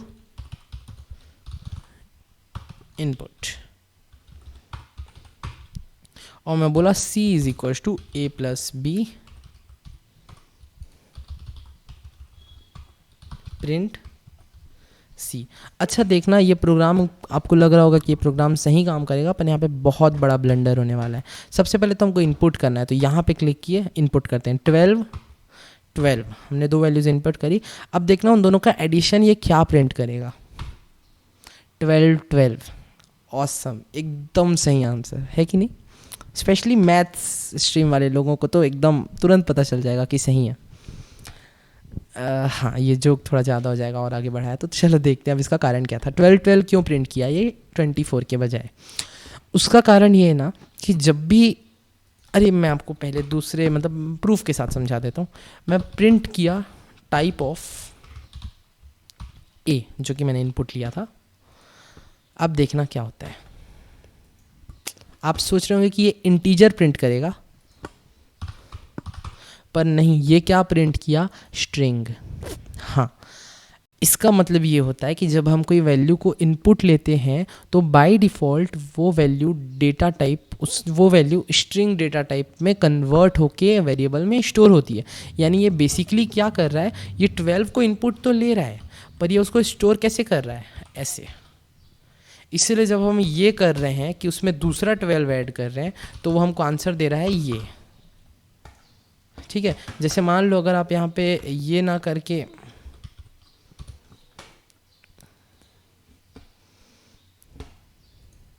(24) enter कर दिए, मान लो 12 और 23 एंटर किए, तो ये होगा 1 2 2 3, ऐसे ही आंसर देगा। अब इसका सॉल्यूशन क्या है? इसका सॉल्यूशन है टाइप कन्वर्शन। हम क्या कर सकते हैं, जो भी वैल्यू इनपुट आ रही है हम उसको जिस रिक्वायर्ड डेटा टाइप जो है उसमें कन्वर्ट कर देते हैं। जैसे कि हमको इंटीजर चाहिए तो हम उसको इंटीजर में कन्वर्ट कर दिए, सिंपल। इसलिए मैंने आपको टाइप कन्वर्शन पहले पढ़ाया। तो अभी के लिए मैं इसको ऐसे रहने देता हूँ, Ctrl+X Ctrl+V। हाँ, मैं Ctrl 2 मिनट, ये आपके लिए मैं नोट्स प्रोवाइड करने के लिए टाइप कर रहा हूँ। अब हम देखते हैं टाइप कन्वर्शन। तो मैं बोला a is equals to integer, sorry a is equals to input, ठीक है। देन मैं बोला b is equals to input, then मैं बोला c is equals to a plus b, then मैं बोला प्रिंट c। हाँ, अब देखो क्या हो रहा है, हम इसको अभी टाइप कन्वर्शन करेंगे ताकि वो स्ट्रिंग्स को ऐड करने के बजाय इंटीजर्स को ऐड करें। तो वो कैसे किया जा सकता है, as simple as I told you previously. कैसे किया जाएगा, a is equals to int of a, यानी वो a की वैल्यू को रिट्रीव करेगा जो कि अभी स्ट्रिंग है, उसको इंटीजर में कन्वर्ट करेगा, यानी कि जो भी कंसिडर कॉरेस्पॉन्डिंग वैल्यू होगी उसमें, और उसको वो स्टोर कर देगा वापस a में। वैसे ही b is equals to int b, ठीक है, b is equals to int b। अब वो क्या करेगा, b की वैल्यू को रिट्रीव करेगा, उसको इनपुट इंटीजर में कन्वर्ट करेगा और फिर उसको स्टोर कर देगा b में। अब जब मैं प्रिंट a प्लस c को a प्लस b करूँगा, उसको प्रिंट करूँगा, तो वो सही आंसर को प्रिंट करेगा। पहले तो वो ब्लेंडर प्रिंट करेगा क्योंकि ये वाला कोड रन हुआ अभी, ठीक है। अब ये वाला कोड जो अभी हमने लिखा टाइप कन्वर्शन के साथ, ये रन होगा। तो मैं इनपुट किया 12, आंसर आया 24। तो ऐसे लिया जाता है इनपुट। अच्छा, अब एक और चीज़, जब हम इनपुट ले रहे हैं तो आप एक चीज़ देख सकते हैं, यहाँ पे कोई मतलब एम्प्टी स्क्रीन प्रिंट हो रही है, यूज़र को तो पता भी नहीं चलेगा कि यहाँ पे इनपुट करना है। तो हम क्या कर सकते हैं, यूज़र को एक मैसेज दे सकते हैं कि आपको वैल्यू इनपुट करना है। तो मैं मैसेज कैसे दूंगा, इनपुट के ब्रैकेट के अंदर जो भी मैसेज है उसको लिख दूंगा, एंटर अ नंबर। यहाँ पे भी मैं दे दिया एंटर अ नंबर, ठीक है। अब देखना क्या होगा, छोटा सा डिफरेंस होगा। अभी के लिए मैं इस कोड को कमेंट कर रहा हूँ। देखो ये मैसेज दे रहा है एंटर नंबर। अब जब मैं 12 इनपुट कर दिया, आंसर आ गया 24। तो बेसिकली ये क्या कर रहा है, ये यूज़र को एक मैसेज दे रहा है, उसको इन्फॉर्म कर रहा है कि आपको इनपुट करना है, उस जो भी आप इनपुट करेंगे हम उसको ए में स्टोर कर लेंगे। सो हाँ, ऐसा नहीं कि आपको यहाँ पे एंटर नंबर ही डालना है, आप जो भी यूज़र को मैसेज देना चाहते हैं, please enter a number so that we can perform some operations on it, ये भी दे सकते हैं आप, कोई दिक्कत नहीं है, ठीक है। पर जितना छोटा और जितना ज़्यादा इंफॉर्मेटिव देंगे जैसे कि ये, उतना बेटर होगा आपके यूज़र्स के लिए और आपके टाइम मैनेजमेंट के लिए भी, ठीक है। तो ये हो गया अपना टाइप कन्वर्शन, अपना इनपुट लेने का काम, सब कुछ। हाँ, अब एक और ट्रिकी चीज़ दिखाता हूँ। अच्छा, एक क्वेश्चन सिंपल सा, मान लो कि अगर हमने 1 इनपुट किया और उसको कन्वर्ट कर दिया बूलियन में, जैसे मान लो एक वेरिएबल है जिसको हम बूलियन में कन्वर्ट कर रहे हैं और उसको प्रिंट कर रहे हैं, जैसे मान लो 1 को बूलियन में कन्वर्ट करके हम प्रिंट कर रहे हैं, तो क्या प्रिंट होगा, क्या प्रिंट हो रहा है, ट्रू। हाँ, 1 यानी कि ट्रू। 0 को अगर प्रिंट करेंगे तो क्या प्रिंट होगा, इस कोड को अभी के लिए कमेंट कर रहा हूँ। 0 को प्रिंट करेंगे तो क्या प्रिंट होगा, फॉल्स। तो इसका मतलब ये होता है कि 1 का मतलब होता है ट्रू और 0 का मतलब होता है फॉल्स। हाँ, यहाँ पे आप ट्रू को बूलियन में कन्वर्ट करेंगे तो फिर तो डेफिनेटली ट्रू ही प्रिंट होगा, नो डाउट। वैसे आप फॉल्स को बूलियन में कन्वर्ट करेंगे तो डेफिनेटली फॉल्स प्रिंट होगा, नो डाउट, ठीक है। अब आते हैं कंपैरिजन ऑपरेटर में। कंपैरिजन ऑपरेटर वो होते हैं जो दो वैल्यूज़ को कंपेयर कर सकते हैं, ठीक है। जैसे कि equals to, not equals to, greater than, smaller than, greater than equals to, smaller than equals to. हाँ, इतने।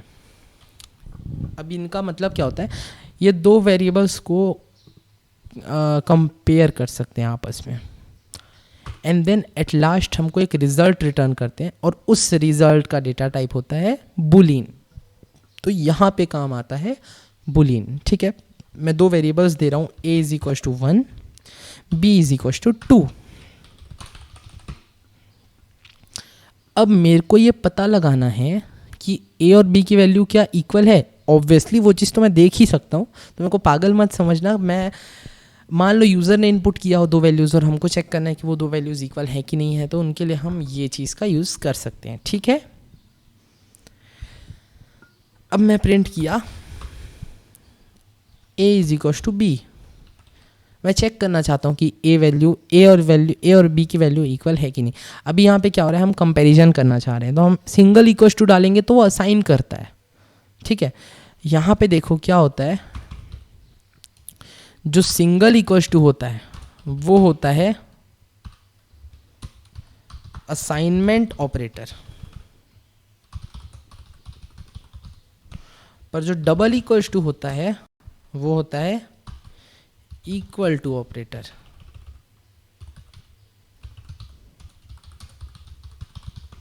ठीक है, तो ये डिफरेंस है दोनों में। सिंगल इक्वल टू वेरिएबल्स में वैल्यू असाइन करता है, जबकि डबल इक्वल टू चेक करता है कि किन्हीं 2 वेरिएबल्स की वैल्यू इक्वल है कि नहीं। तो हम जब यहाँ पे लिखेंगे, हमको चेक करना है कि प्रिंट करो a is equal to b, यानी हम बेसिकली प्रोग्राम को ये बोल रहे हैं कि तुम हमको प्रिंट करके रिजल्ट दो जो आ रहा है a को b से कंपेयर करने से। सबसे पहले इंटरप्रेटर क्या करेगा, a और b की वैल्यू को कंपेयर करेगा। अगर दोनों इक्वल हुई तो वो ट्रू रिटर्न करेगा, यानी हमको रिजल्ट में ट्रू देगा। अगर दोनों वैल्यू फॉल्स मतलब अनइक्वल हुई तो हमको रिजल्ट में फॉल्स देगा। प्रिंट करूंगा जब मैं इसको तो आंसर प्रिंट हो रहा है फॉल्स। तो ऐसे होता है कंपैरिजन 2 वैल्यूज़ का, ठीक है। वीडियो ऑलरेडी बहुत लंबी हो चुकी है, मैं इसको आगे बढ़ाऊं कि नहीं बढ़ाऊं मेरे को ये नहीं समझ में आया। चलो बढ़ाते हैं और आगे बढ़ाते हैं, 2 घंटे की वीडियो देखते हैं, ठीक है। हाँ नहीं, मैं डरा नहीं रहा, मैं जस्ट एक जनरल फैक्ट बता रहा हूँ। अब देखते हैं 2 स्ट्रिंग को कंपेयर कैसे कर सकते हैं। Definitely simple as that, same यही। अच्छा, अब मैं आपको एक छोटा सा क्वेश्चन दे रहा हूँ। ऐसा एक प्रोग्राम बनाओ जिसमें तुम ये प्रिंट करवा सको, 2 नंबर्स को प्रिंट करवा सको, उनका रिजल्ट कि मतलब 2 नंबर्स को कंपेयर कर सको आपस में कि दोनों छोटे हैं कि बड़े हैं एक दूसरे से, और उसके रिजल्ट को प्रिंट करवा सको। वीडियो को पॉज करो और उस प्रोग्राम को सॉल्व करो और फिर आउटपुट को कमेंट में लिखो, ठीक है। अब मैं बताता हूँ। हाँ, मोस्ट प्रोबेबली ज़्यादातर लोगों ने वीडियो पॉज किया नहीं होगा क्योंकि बहुत लोग बहुत आलसी हैं, मैं भी हूँ इनफैक्ट, ठीक है। तो अब आगे देखते हैं कि हाँ नहीं, मैं मजाक कर रहा था, मैं आलसी नहीं हूँ। तो अब आगे देखते हैं कि ना कैसे कन्वर्ट करें, कैसे चेक करेंगे कि एक वैल्यू किसी और वैल्यू से बड़ी है कि नहीं। मैं बोला प्रिंट, मेरे को चेक करना है a b से बड़ा है कि नहीं, तो मैं लिखा a is greater then b। ये क्या करेगा, इस कंडीशन को चेक करेगा कि a b से बड़ा है कि नहीं। अगर a b से बड़ा है तो वो रिटर्न करेगा ट्रू, नहीं तो वो रिटर्न करेगा फॉल्स। रिटर्न करेगा मतलब हमको आंसर को देगा, ठीक है, फॉल्स। तो यहाँ पे आ गया आंसर फॉल्स डेफिनेटली। वैसे अगर आप a is less then b करते तो वो ट्रू आता। करके दिखा देता हूँ, a is less then b, तो मैं इस आंसर को प्रिंट कर रहा हूँ, ट्रू आएगा, डेफिनेटली ट्रू आएगा। हाँ, तो इतना हो गया। अब हम देख लेते हैं वैसे आप नॉट इक्वल टू ऑपरेटर का यूज़ भी कर सकते हैं इस चीज़ को पता लगाने के लिए कि 2 वैल्यूज़ एक दूसरे के इक्वल नहीं है। जैसे मैं अगर यहाँ पे a इक्वल टू b लिखा तो ये फॉल्स आया। मैं अगर a not is equal to b लिखता तो वो डेफिनेटली ट्रू आता, ठीक है।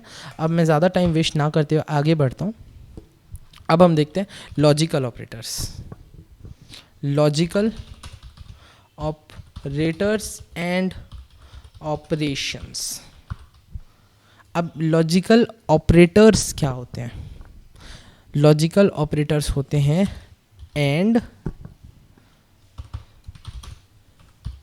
और नॉट, ये सब, ये 3 होते हैं लॉजिकल ऑपरेटर्स जो कि लॉजिक को चेक करते हैं। अब आपको थोड़ा कंफ्यूजिंग यहाँ से लगना शुरू हो जाएगा, ठीक है, पर जितना प्रैक्टिस करेंगे हम उतना ज़्यादा हमारे लिए अच्छा है, क्योंकि उतना ज़्यादा प्रोग्राम हमारे माइंड में बैठते जाएंगे, सिंटेक्सेस और कॉन्सेप्ट्स भी। हाश, तो आगे स्टार्ट करते हैं। इतना लंबा वीडियो मैं शायद अपनी लाइफ में पहली बार बना रहा हूँ। हाँ, तो आगे स्टार्ट करते हैं। अब देखते हैं एंड और नॉट, ठीक है। उससे पहले मैं आपको लॉजिकल ऑपरेशंस दिखाता हूँ, जो कि आपके कंप्यूटर बुक में आपने पढ़ा होगा, रट लिया होगा। अब आप समझ लीजिए, शायद आपको रटा दिया गया होगा, तो अब आप समझ लीजिए। हाँ, तो 1 + 0 = हाँ, अब यहाँ पे 1 + 0 क्या है बोलोगे आप? 1 + 0 यानी कि ट्रू प्लस फॉल्स। मैंने आपको इसलिए टाइप कन्वर्शन यहाँ पे करके दिखाया था। कहाँ पे किया था मेरे को याद नहीं है, शायद मैं इसको बैक कर दिया। हाँ ठीक है, तो मैं आपको कन्वर्ट करके दिखाया था बुलियन को, सॉरी नंबर को बुलियन में। तो 1 का आंसर आया था ट्रू, 0 का आंसर आया था फॉल्स। बेटर है ना कि मैं आपको यहाँ पे ट्रू और फॉल्स से करके दिखा दूँ। True plus false, true and false, true and false, ये क्या होता है? फॉल्स। ट्रू और फॉल्स, ये क्या होता है? ट्रू। ट्रू एंड ट्रू, ये होता है ट्रू। फॉल्स एंड फॉल्स, ये होता है फॉल्स। हाँ, सिमिलरली इसमें उल्टा भी होता है, फॉल्स एंड ट्रू, ये होता है false. False and sorry false और ट्रू, ये होता है ट्रू। अब सबसे बड़ी चीज़, ये आपको जो रटाया गया था अभी तक, जो आपको रटाया जा रहा था पता नहीं कहाँ पे, ठीक है, तो अब हम समझ लेते हैं इसका मतलब क्या होता है, क्योंकि आज तक मतलब मोस्ट प्रोबेबली किसी को बताया ही नहीं गया होगा। देखो क्या होता है, ट्रू एंड फॉल्स। अब मैं आपको एक छोटा एग्जांपल देता हूँ, ठीक है। मैं अगर आपको बोलूँगा कि आपको ये भी करना है एंड ये भी करना है, तो यानी कि आपको दोनों चीज़ें करनी है। मान लो मैं आपको बोला कि आपको एडिशन भी करना है और आपको सब्सट्रैक्शन भी करना है, ठीक है, मैं आपको बोल दिया। अब बाद में आपने मान लो आपने एडिशन किया और सब्सट्रैक्शन नहीं किया, मैं आपसे पूछूंगा कि आपने एडिशन एंड सब्सट्रैक्शन किया कि नहीं, तो आप क्या बोलेंगे? हाँ कि ना? ना, क्योंकि आपने एडिशन तो किया पर आपने सब्सट्रैक्शन नहीं किया। और एंड का मतलब हो रहा है कि हम दोनों कंडीशन को चेक कर रहे हैं। आपने दोनों किया है तभी एंड का अगर दोनों चीज़ें आपने की है तभी एंड का रिजल्ट हो सकता है ट्रू। पर यहाँ पे क्या हो रहा है, आपने एडिशन तो किया है, ट्रू है, पर आपने सब्सट्रैक्शन नहीं किया, यानी ये वो फॉल्स है। यानी उसमें से एक चीज़ हो गई फॉल्स, और वो हम बोल रहे थे कि हमको दोनों करना है, पर दोनों में से एक चीज़ हमने नहीं करी, तो वो ओवरऑल आउटकम हो जाएगा फॉल्स। ये होता है इसका मतलब। वैसे और का क्या मतलब होता है? मान लो मैंने आपको बोला कि आपको एडिशन करना है या आपको सब्सट्रैक्शन करना है। मैंने आपसे बाद में पूछा कि आपने एडिशन या सब्सट्रैक्शन किया कि नहीं, आपने आंसर दिया हाँ। अगर आपने दोनों में से एक भी चीज़ करी है तो आपने आंसर दिया हाँ। देखो कैसे, ट्रू आपने एडिशन किया पर आपने सब्सट्रैक्शन नहीं किया, और आपको दोनों में से कोई एक चीज़ करना था क्योंकि हमने और बोला था। हाँ, मैं आपको हिंदी में भी यहाँ पे लिख देता हूँ, और यानी कि या, ठीक है, और एंड यानी कि भी, और यानी कि या, एंड यानी कि भी हिंदी लैंग्वेज में, ठीक है। अब मोस्ट प्रोबेबली आपको समझ में आ जाएगा। और यानी कि दोनों कंडीशन ट्रू होगी तभी ट्रू रिटर्न करेगा, सॉरी, एंड यानी कि दोनों कंडीशन ट्रू होगी तभी ट्रू रिटर्न करेगा, और यानी कि दोनों में से कोई एक कंडीशन भी ट्रू हो गई तो ट्रू रिटर्न करेगा। अच्छा, दोनों की दोनों कंडीशन फॉल्स है और आपने बीच में और लगाया था तो क्या रिटर्न करेगा? फॉल्स, क्योंकि ट्रू तो है ही नहीं ना कहीं, मतलब सिचुएशन में कहीं ट्रू तो आया ही नहीं। मैंने आपको बोला है आप एडिशन करो या आप सब्सट्रैक्शन करो। आपसे मैंने बाद में पूछा आपने एडिशन या सब्सट्रैक्शन किया कि नहीं, आपने बोला आपने दोनों ही नहीं किया, यानी दोनों फॉल्स। तो फॉल्स और false false definitely, no doubt. वैसे यहाँ पे क्या हो रहा है, ट्रू एंड ट्रू, यानी आपने दोनों चीज़ें करी है, तो आंसर है ट्रू। फॉल्स एंड फॉल्स यानी आपने दोनों चीज़ें नहीं करी, तो डेफिनेटली आंसर फॉल्स होना चाहिए। ठीक है, फॉल्स एंड ट्रू यानी एक चीज़ तो आपने करी है, दूसरी चीज़ आपने नहीं करी, पर यहाँ पे एंड था यानी आपको दोनों करना था, यानी यहाँ के आंसर जो है टोटल, मतलब ओवरऑल आंसर है यहाँ पर, सॉरी यहाँ पर जो टोटल ओवरऑल आंसर है वो आ जाएगा फॉल्स, क्योंकि आपको करना था दोनों यानी कि एंड, पर आपने किया सिर्फ एक आपने नहीं किया, यानी एक हो गया फॉल्स, और एंड लगा था इसलिए अल्टीमेट आंसर फॉल्स हो जाएगा। क्योंकि अगर एंड है तो दोनों कंडीशन सही होना चाहिए, और है तो दोनों में से कोई एक कंडीशन सही होना चाहिए। शायद इतना मगजमारी करने के बाद समझ में तो आ ही गया होगा हर किसी को। हाँ, तो अब आगे बढ़ते हैं। ठीक है, अब देखते हैं इसका प्रैक्टिकल इम्प्लीमेंटेशन। मैं बोलूँगा यहाँ पे कि प्रिंट, सॉरी मैं इसको पहले कमेंट आउट कर देता हूँ। मैं दो वेरिएबल्स बनाया, a is equals to b, sorry a is equals to 10, b is equals to 20, ठीक है, और c इज इक्वल्स टू 30। मैं यहाँ पे चेक करना चाहता हूँ कि a और b इक्वल होना चाहिए और b और c भी इक्वल होना चाहिए, यानी कि मैं यहाँ पे बोल रहा हूँ a is equals to b and b is equals to c। अगर ऐसा है, अगर दोनों कंडीशन सही हैं और हमने बीच में एंड लगाया है, तो ओवरऑल आंसर क्या होगा? अगर दोनों कंडीशन सही हैं तो ओवरऑल आंसर होगा सही, यानी कि ट्रू। दोनों में से कोई एक कंडीशन भी फॉल्स हो गई और यहाँ पे मैंने एंड लगाया है, इसलिए जो ओवरऑल आंसर हो जाएगा वो होगा फॉल्स। ठीक है, डेफिनेटली यहाँ पे आंसर आएगा फॉल्स, क्योंकि यहाँ पे दोनों ही कंडीशन फॉल्स हो गई हैं। फॉल्स आ गया। अच्छा, मान लो यहाँ पे भी 10 होता, यहाँ पे भी 10 होता, तो क्या आता? ऑब्वियसली ट्रू आता, डेफिनेटली ट्रू आता, क्योंकि दोनों ट्रू है। अच्छा मैम, अब मैं बोल रहा हूँ सी की वैल्यू हो जाएगी 20। मैं यहाँ पे चेक कर रहा हूँ और के लिए, यानी कि दोनों में से कोई एक भी हो गया तो चलेगा। ठीक है, तो वो कैसे काम करेगा? a is equal to b check करेगा, वो तो ट्रू हो जाएगा। b equal to c check करेगा, वो हो जाएगा फॉल्स। पर यहाँ पे बोला था हमने कि और, यानी दोनों में से कोई एक भी सही है तो आंसर हो जाएगा सही।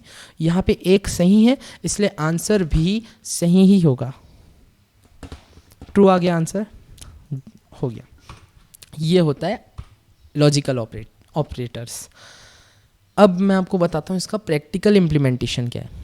मान लो कि अगर एक बंदा है, उसने एग्ज़ाम दिया 3 सब्जेक्ट्स का, फिज़िक्स, मैथ्स और chemistry.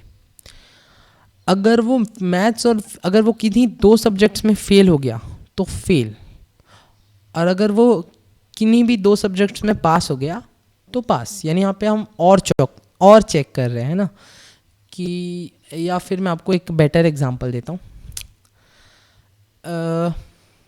Let me think about it. हाँ, तो एक छोटा सा एग्जांपल ये है कि मान लो एक बंदा है, वो एक जॉब एप्लीकेशन के लिए जा रहा है। अब वो क्या कर रहा है कि हमको पता लगाना है कि वो जॉब के लिए एलिजिबल है कि नहीं, on the basis of 2 criterias. 2 conditions पे हमको ये पता लगाना है कि वो बंदा जॉब के लिए एलिजिबल है कि नहीं। वो 2 क्राइटेरियाज क्या हैं? पहला क्राइटेरिया ये है कि बंदा मैथ्स में 80 मार्क्स से ऊपर लाया हो। ठीक है, उसके मैथ्स में 80 से अबव आए हों। और दूसरा कंडीशन ये है कि वो 18 ईयर्स की अबव एज का हो। ठीक है, तो इसके लिए हमको चेक करना है एंड, यानी ये दोनों क्राइटेरिया सही हैं तभी वो बंदा जॉब ले सकता है, नहीं तो वो रिजेक्ट हो जाएगा। तो मैं बोला उसके जो मैथ्स के मार्क्स हैं वो हैं 70 और उसकी जो एज है वो है 19। अब मैं चेक करना चाहता हूँ कि वो जॉब के लिए अप्लाई किया है तो उसका जो ओवरऑल रिजल्ट आएगा, यानी कि वो रिजेक्ट हुआ या एक्सेप्ट हुआ, वो हमको पता लगाना है on the basis of 2 criterias. वो दोनों क्राइटेरियाज क्या है कि मैथ्स का मार्क्स 80 से ऊपर होना चाहिए और एज उसकी 18 से ऊपर होना चाहिए। ठीक है, तो मैं बोला maths is greater than 80 and age is greater than 18। And यानी कि यहाँ पे दोनों क्राइटेरिया मैच किया तो ही वो जॉब के लिए एप्लीकेबल है। यहाँ पे आंसर क्या आया? फॉल्स, यानी कि वो बंदा रिजेक्ट हो जाएगा। क्यों? क्योंकि उसकी एज तो 19 है, एक कंडीशन ने तो उसने पास कर ली, दूसरी कंडीशन में वो हो जाएगा फेल, क्योंकि उसने मैथ्स में 70% लाए हैं और हमको ज़रूरत थी 80% की। अच्छा, बंदे के मैथ्स में 90 मार्क्स आए हो मान लो, तो क्या होगा आंसर? वो रिजेक्ट होगा कि एक्सेप्ट? डेफिनेटली ट्रू, यानी कि वो एक्सेप्ट हो जाएगा। ये है इसका प्रैक्टिकल इम्प्लीमेंटेशन। जब हम इफ़ एंड एल्स कंडीशन पढ़ लेंगे, यानी कि नेक्स्ट टॉपिक, तो आपको और बेटर चीज़ें समझ में आने लग जाएंगी। तो अब हम चलते हैं कंडीशनल स्टेटमेंट्स। कंडीशनल स्टेटमेंट्स क्या होते हैं? If, elif, else. अभी इफ़ एल्स देखते हैं। तो इफ़ एल्स में क्या होता है ना, हम कंडीशंस चेक करते हैं। ठीक है, हम कंडीशंस चेक करते हैं और on the basis of that condition हम ये बता सकते हैं कि कोई एक पर्टिकुलर कोड को तुम एग्जीक्यूट कर दो, इंटरप्रेटर को। ठीक है, और इंटरप्रेटर हमारी बात मान भी लेता है। हाँ, वो तो मानेगा ही। हाँ ठीक है, तो स्टार्ट करते हैं।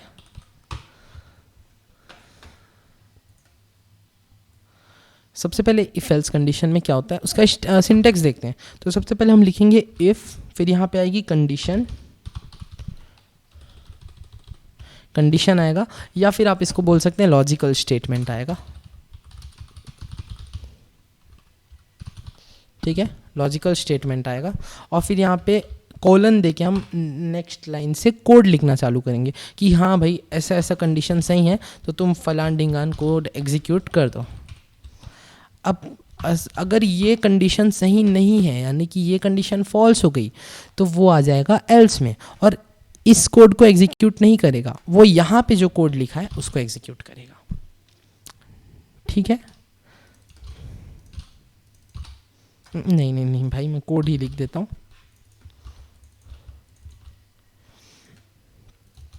ठीक है, तो ऐसे होते हैं इफ एल्स स्टेटमेंट। तो यहाँ पे बेसिकली हम ये क्राइटेरिया चेक कर रहे थे, उसको यहाँ पे इम्प्लीमेंट करते हैं।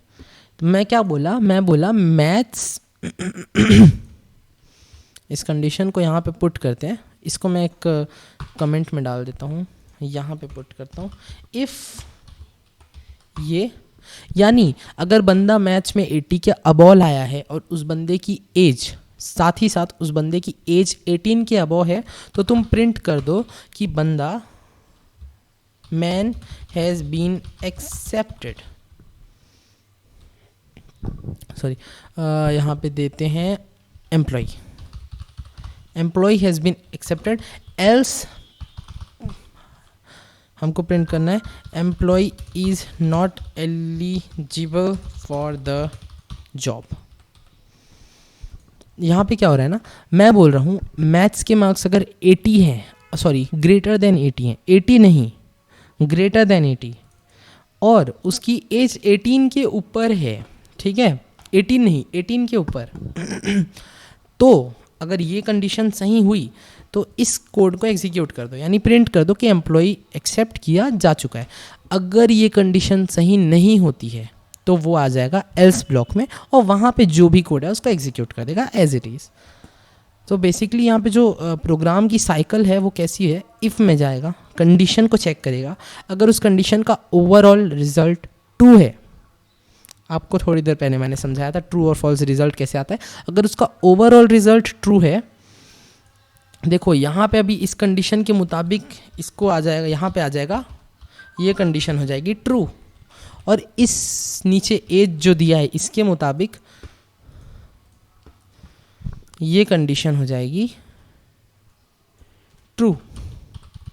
और ट्रू एंड ट्रू क्या होता है? Definitely true. तो वो ट्रू एंड ट्रू यानी इफ़ ट्रू यानी कि कंडीशन सही है, यानी कि उस कोड को एग्जीक्यूट करेगा, एल्स वाले को नहीं करेगा, डायरेक्टली यहाँ पे आ जाएगा।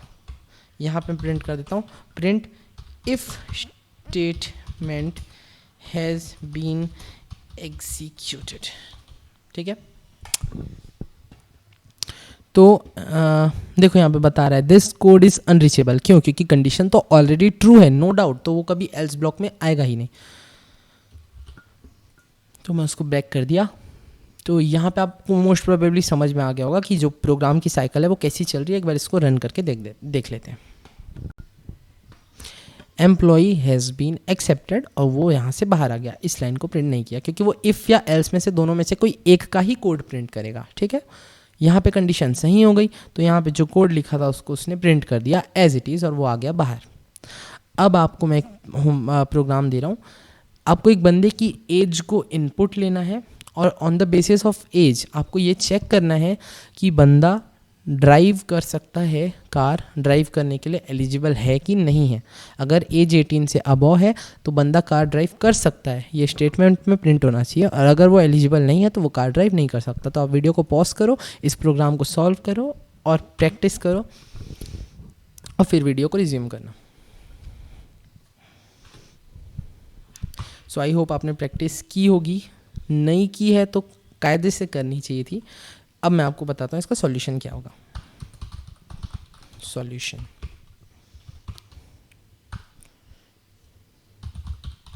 क्वेश्चन ये था, on the basis of age check whether a person is eligible to drive और नॉट। On the basis of age check करो कि पर्सन ड्राइव कर सकता है कि नहीं। इसका सॉल्यूशन क्या है? देखो, सबसे पहले हम एज को इनपुट लेंगे, age equals to input enter your age. हम बंदे को मैसेज दे रहे हैं कि भैया तुमको अपना एज एंटर करना है यहाँ पे, ताकि वो यहाँ पे अपने मार्क्स एंटर करके आपको अपने आप को बूढ़ा ना बता दे। ठीक है,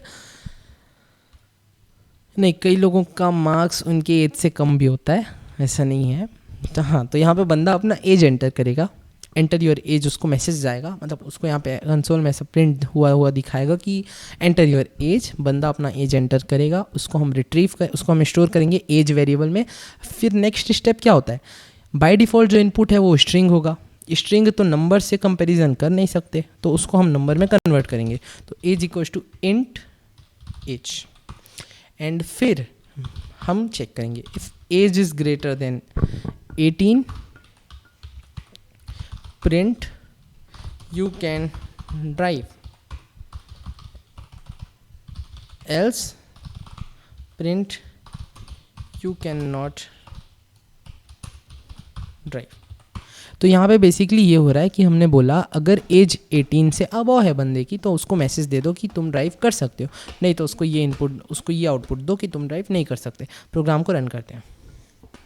यहाँ पे पूछा एंटर योर एज, मैं अपनी एज डालता हूँ 17, enter, you can not drive definitely. And यहाँ पे अगर मैं अपनी एज 19 डाल दूंगा, यू कैन ड्राइव।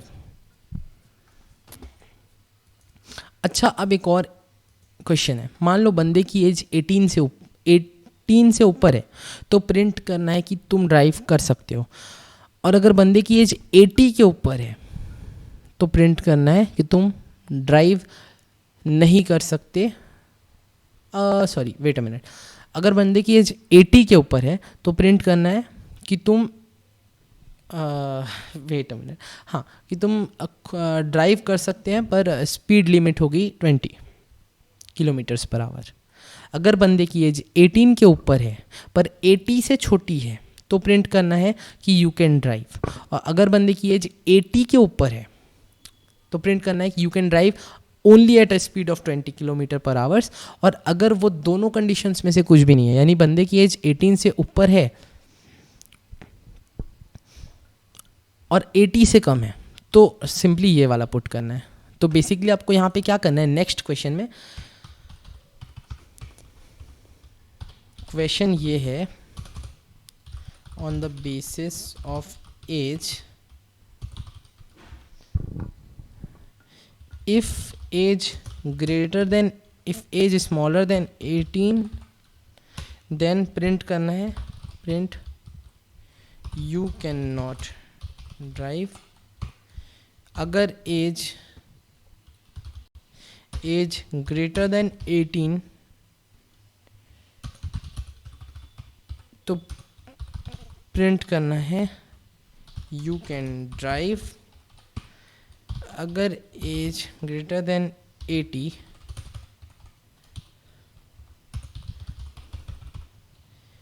प्रिंट करना है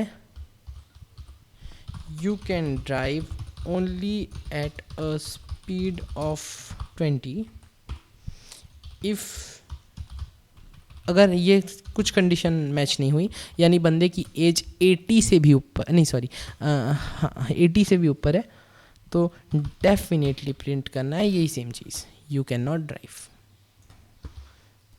अब इस जो केस है इसके कई सारे सॉल्यूशंस हो सकते हैं पॉसिबल, ठीक है।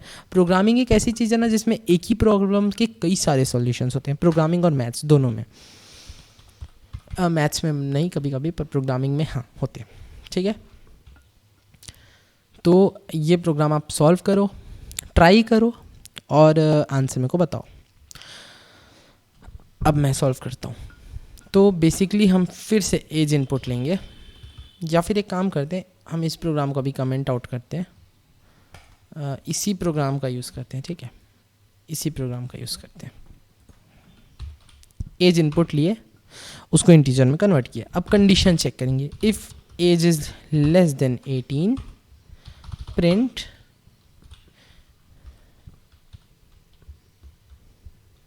You can not drive, else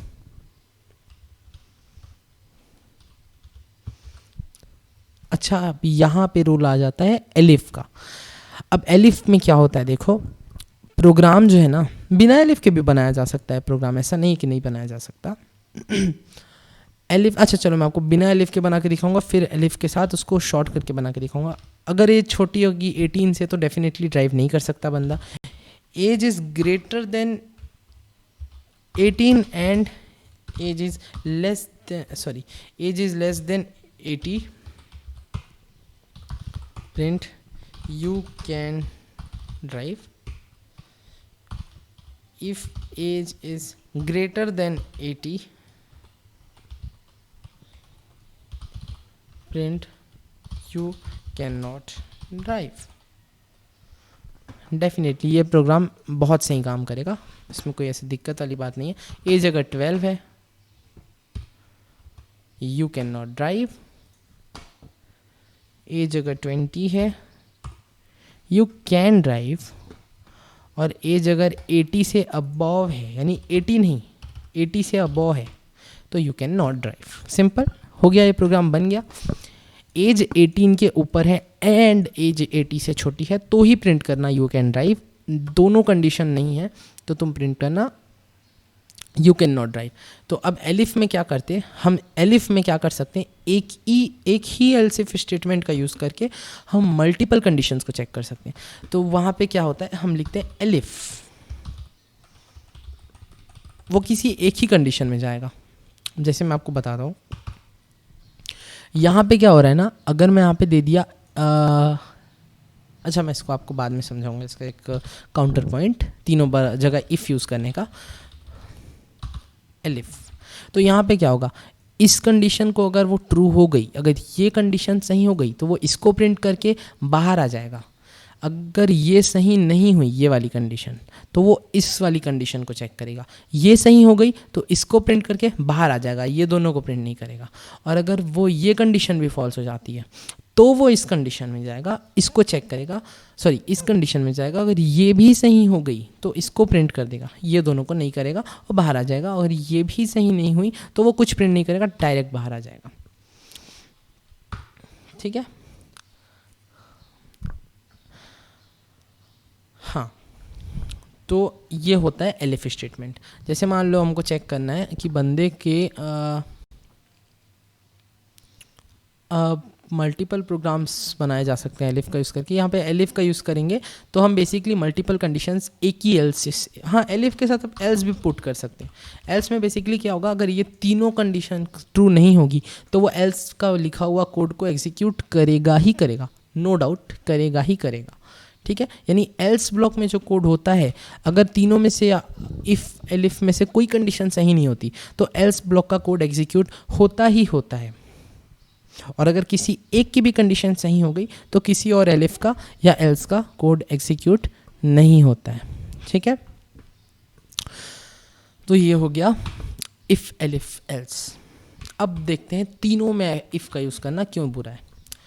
मैं बोला कि अगर मान लो तुम चेक करो कि बंदे का नाम, नहीं नाम वाली चीज़ें अभी नहीं बताऊंगा मैं, बंदे की एज 18 से ऊपर है, या फिर आप खुद ही टेस्ट कर, या फिर मैं आपको जो क्वेश्चन है वो मैं आपको प्रोग्राम इस वीडियो के एंड में या फिर नेक्स्ट किसी वीडियो में बताऊंगा। तो अभी के लिए इसको आगे बढ़ाते हैं क्योंकि ऑलरेडी 1 घंटे 24 मिनट का वीडियो हो चुका है।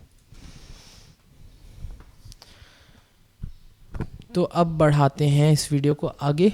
अब हम देखते हैं स्ट्रिंग्स के बारे में, स्ट्रिंग्स के बारे में, लिस्ट्स के बारे में, मोर ओवर लिस्ट्स के बारे में, स्ट्रिंग्स के बारे में नहीं, हम पहले लिस्ट के बारे में देखते हैं, ठीक है। लिस्ट्स, तो लिस्ट्स भी डेटा टाइप्स होते हैं प्रोग्राम। लिस्ट क्या होते हैं प्रोग्रामिंग में, a collection of multiple values in one single variable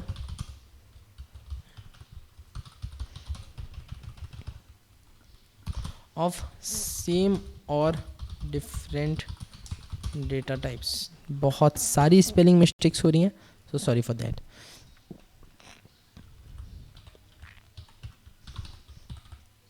list क्या होता है, लिस्ट्स होते हैं कलेक्शन ऑफ मल्टीपल वैल्यूज़। यानी एक लिस्ट क्या होती है, जैसे मान लो आप सब्जी लेने जा रहे हो मार्केट में, ठीक है। अब आपको 10 सब्जियां लाना है, तो आप हर 10 सब्जी का नाम अलग अलग पेपर्स में तो नहीं लिखेंगे ना, ऑब्वियसली एक ही पेपर में लिखेंगे क्योंकि वो चीज़ें इंटर रिलेटेड है। मान लो आप सब्जी लेने भी जा रहे हो, आपको 10 सब्जियां लाना है, और आप फ्रूट्स लेने भी जा रहे हो, आपको 5 फ्रूट लाना है, तो आप 10 सब्जियों के लिए अलग पेपर बनाओगे, 5 फ्रूट्स के लिए अलग पेपर बनाओगे। मोस्ट प्रोबेबली सिनेरियो को इमेजिन करो। तो वही चीज़ होती है, इंटर रिलेटेड डेटा को हम सेम एक ही वेरिएबल में स्टोर कर सकते हैं। एक लिस्ट क्या होती है, एक लिस्ट एक ऐसा वेरिएबल होता है जिसमें मल्टीपल वैल्यूज स्टोर होती हैं जिनका डेटा टाइप सेम भी हो सकता है, अलग अलग भी हो सकता है। लिस्ट कैसे डिफाइन करी जाती है, सिंपल, वेरिएबल का नाम लिखो, कुछ भी नाम, लिस्ट नहीं पर कुछ भी नाम। जैसे मान लो मैं LST लिख देता हूँ, ठीक है, LST, और उसमें हमको वेरिएबल स्टोर, उस वैल्यूज स्टोर करना है। जैसे मान लो मेरे को स्टोर करना है, मैं फ्रूट्स लेने जा रहा हूँ, मेरे को एप्पल स्टोर करना है, मेरे को ऑरेंज स्टोर करना है, मेरे को पाइनएप्पल स्टोर करना है, मेरे को और ठीक है इतना काफ़ी है। तो मेरे को इतनी वैल्यूज़, 3 वैल्यूज़ उस लिस्ट में डालनी है। तो क्या ऐसे डायरेक्टली करने से हो जाएगा? डेफिनेटली नहीं होगा। लिस्ट बनाने के लिए हमको लिस्ट को किसके अंदर सराउंड करना पड़ेगा? ब्रैकेट्स के अंदर। हाँ, प्रोग्रामिंग में इसको पैरेंथेसिस बोलते हैं, इसको ब्रैकेट्स बोलते हैं, सॉरी इसको पैरेंथेसिस बोलते हैं, इसको ब्रैकेट बोलते हैं, और इसको ब्रेसेस बोलते हैं, ठीक है।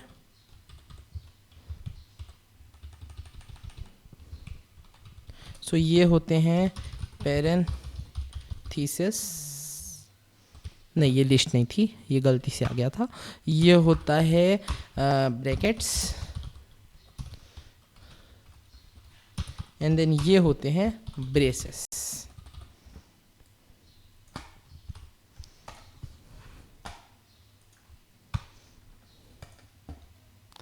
शायद मैं स्पेलिंग गलत लिखा हूँ पैरेंथेसिस की, ओके लेट्स लीव इट। तो लिस्ट बनाने के लिए हम वैल्यूज़ को ब्रैकेट्स के अंदर स्टोर करते हैं। अब मेरे को लिस्ट प्रिंट करना है, कैसे प्रिंट करूँगा? सिंपल, प्रिंट लिस्ट LST, ठीक है। तो मैं रन किया प्रोग्राम को, अरे यार मैं ये एज वाले को अभी के लिए हटा रहा हूँ, कमेंट कर रहा हूँ मतलब। हाँ, मैं आपको कमेंट का मतलब बता ही देता हूँ। कमेंट ऐसी लाइंस होती है जिनको इंटरप्रेटर एग्जीक्यूट ही नहीं करता है, वो वहाँ पे बस रहती हैं और उसको इग्नोर कर दिया जाता है, वो लाइंस एग्जीक्यूट नहीं की जाती। और कमेंट्स का फ़ायदा ये होता है, यही होता है कि आप एक्सप्लेनेशन लिख सकते हो कोड का। मैं आपको इतने देर से बता नहीं रहा था इसीलिए, ताकि आप खुद ही समझ जाओ। एक्सप्लेनेशन लिख सकते हो आप कोड का, ठीक है, कि आप एक पर्टिकुलर कोड को किस लिए लिखे हो। जैसे मैं शुरू से समझाता हूँ। यहाँ पे मैंने पूरा पाइथन का एक्सप्लेनेशन लिखा। यहाँ पे मैंने ये लिखा कि मैं कीवर्ड्स के बारे में डिफाइन कर रहा हूँ। ये सिंपली ये मेरे को एग्जीक्यूट नहीं करवाना था, बस आप लोग के लिए एक रिमाइंडर था, या बाद में मेरे लिए भी कभी रिमाइंडर के जैसे काम कर सकता है, इसलिए मैंने इसको कमेंट कर दिया ताकि ये लाइन यहाँ पे रहे भी और इससे प्रोग्राम में कोई डिस्टर्बेंस भी नहीं होगी, ये इग्नोर कर दी जाएगी लाइन। वैसे यहाँ पे मैंने ये कमेंट क्यों यूज़ किया, क्योंकि ताकि मैं आपको बता सकूँ कि मैं आपको टाइप कन्वर्शन के बारे में पढ़ा रहा हूँ और मैं नहीं चाहता कि इन सब लाइन से कोई डिस्टर्बेंस क्रिएट हो, इसलिए मैंने कमेंट कर दिया। वैसे ही मैं आपको यहाँ पे आस्की कोड के बारे में बताना चाह रहा था। मैं नहीं चाहता था कि इसको यहाँ से हटाऊँ या इसकी वजह से डिस्टर्बेंस हो, मैंने इसको कमेंट कर दिया। यहाँ पे भी वही चीज़, तो अब खुद ही समझ जाएंगे आप कमेंट्स का यूज़ क्या होता है, ठीक है। हाँ, तो मैं लिस्ट को प्रिंट करता हूँ। लिस्ट प्रिंट हो गई, एप्पल, ऑरेंज, पाइनएप्पल। अच्छा, अब देखो, आप लिस्ट बनाए, तीन फ्रूट्स की लिस्ट बनाई, एप्पल, ऑरेंज, पाइनएप्पल। मान लो आपके घर से आपके भाई का कॉल आ गया, आपके भाई ने पूछा कि लिस्ट का सेकंड नंबर पे आइटम है वो कौन सा है, कौन सा फ्रूट है, तो आप क्या बताओगे? ऑरेंज है। Sorry for that phone call, मैं कॉल का ही एग्जांपल दे रहा था और उसी वक्त कॉल आया। What a coincidence, isn't it. हाँ, तो ठीक है, आप एक लिस्ट बनाए तीन फ्रूट्स की, एप्पल, ऑरेंज एंड पाइनएप्पल। आपके घर से कॉल आता है आपके भाई का, उसने आपसे पूछा कि सेकंड नंबर की लिस्ट पे जो सेकंड नंबर का आइटम है वो कौन सा है? ऑरेंज। आपने बताया ऑरेंज। सो सिंपल, यहाँ पे भी मेरे को पता लगाना है कि लिस्ट पे सेकंड नंबर का आइटम कौन सा है, तो मैं यहाँ पे क्या लिख सकूँगा? नॉर्मली यहाँ पे मतलब मैं कैसे लिखूँगा? स्क्वायर ब्रैकेट्स के अंदर 2, यानी लिस्ट के अंदर का सेकंड नंबर का आइटम क्या है। प्रिंट किया तो क्या प्रिंट होगा? ऑरेंज या कुछ और? कुछ और, पाइनएप्पल। क्यों? क्योंकि देखो, नॉर्मल लाइफ में हम इसको 1 से काउंट करना स्टार्ट करेंगे, पर प्रोग्रामिंग में इसको काउंट करना स्टार्ट किया जाता है 0 से। तो इस आइटम का नंबर है 0, इसका नंबर है 1 और इसका नंबर है 2, ठीक है। तो ऐसे होते हैं लिस्ट के इंडेक्सेस, इसको बोलते हैं इंडेक्स, कि इस इंडेक्स पे जो आइटम है उसको प्रिंट करना है, तो वो है 2। अगर मैं यहाँ पे 0 लिखता ना तो एप्पल प्रिंट होता। अच्छा, एक सिंपल सी बात, अगर मैं यहाँ पे -1 लिखूँगा तो क्या प्रिंट होगा? एरर आएगा कि कुछ प्रिंट होगा। लेट्स सी, यहाँ पे प्रिंट हो गया पाइनएप्पल। -1 में पाइनएप्पल क्यों प्रिंट हुआ, उसका भी एक रीज़न है। उसका ये रीज़न है क्योंकि यहाँ पे जब हम लिस्ट को सीधा सीधा मतलब ऐसे रेफ़र करेंगे ना, शुरू से लेके आखिरी तक ऑर्डर में, तो इसको 0, इसको 1 और इसको 2, पर हमको लिस्ट को लास्ट से रेफ़र करना है तो हम -1 का यूज़ करेंगे। -1 का यानी कि ये जो लास्ट है उसका इंडेक्स होता है -1 भी होता है, -1 भी होता है, और उस लिस्ट की जो लेंथ है उसका उससे -1 भी होता है। जैसे लिस्ट की लेंथ कितनी है? लिस्ट की लेंथ है 3, और जो लास्ट नंबर पे आइटम है उसका इंडेक्स क्या है? लास्ट इंडेक्स क्या है? 2 है, और उसका मतलब क्या होता है? लास्ट इंडेक्स क्या है? 3, यानी कि लेंथ -1। तो लास्ट इंडेक्स का फॉर्मूला होता है लेंथ ऑफ लिस्ट -1। और यहाँ पे लास्ट इंडेक्स 2 भी है और यहाँ पे लास्ट इंडेक्स -1 भी है। ये -2 है, ये -3 है, ये 0 भी है और ये -3 भी है, ठीक है। इतना समझ में आ गया होगा। किसी को कोई भी डाउट है तो पूछ सकते हैं कमेंट में या इंस्टा में। तो अब आगे बढ़ते हैं। अब मेरे को एक चीज़ करना है, मेरे को थोड़ा लिस्ट को एक्सटेंड करना है, ठीक है। मेरे को थोड़ा लिस्ट को एक्सटेंड करना है, या फिर मान लो एक्सटेंड नहीं, मैं आपको एक दूसरा एग्जांपल बताता हूँ। मेरे को ना क्या करना है कि मैं सेकंड नंबर के आइटम पे लिखा था ऑरेंज, एक्चुअली वो सेकंड नहीं, वो फर्स्ट नंबर का आइटम है, ठीक है। जो इंडेक्स 1 है उस पे जो आइटम था वो था ऑरेंज, बट मेरा ऑरेंज खाने का मन है नहीं, मेरे को चाहिए मैंगो, मान लो, ठीक है, ऐसा कुछ है नहीं, मान लो। तो मैं यहाँ पे क्या लिखूँगा, मैंगो। ऐसे मैंगो ज़्यादा अच्छा है, ये बात तो है। हाँ, तो ऑरेंज और मैंगो। तो मैं क्या किया, जो फर्स्ट नंबर पे जो आइटम था फर्स्ट इंडेक्स पे यानी कि ऑरेंज, उसको मैंने चेंज कर दिया, उसको मैंने कर दिया मैंगो। अब जब मैं लिस्ट को प्रिंट करूँगा, पूरी लिस्ट को प्रिंट करूँगा, तो क्या प्रिंट होगा, देखिए, एप्पल, मैंगो एंड पाइनएप्पल। तो ऐसे काम करती हैं लिस्ट्स पाइथन में, ठीक है। थोड़ा सा एक स्टेप और आगे बढ़ते हैं। तो इस पूरे कोड को मैं अभी कमेंट कर रहा हूँ, एक स्टेप और आगे। अब मैं बोला मैं एक लिस्ट बनाऊंगा फ़ोन कंपनीज़ की, ठीक है, फ़ोन कंपनीज़, ये एक लिस्ट होगी।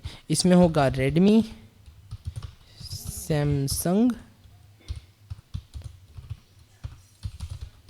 एप्पल एंड होगा फिर मोटोरोला एंड देन वीवो,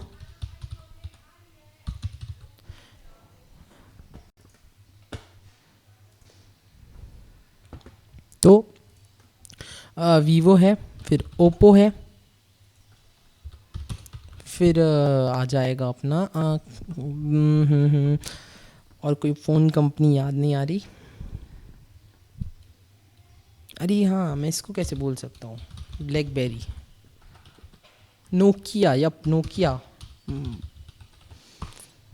तो इतनी फ़ोन्स हो गए, इसमें टोटल 8 फ़ोन की कंपनीज़ हैं, लिस्ट में 8 आइटम्स हैं।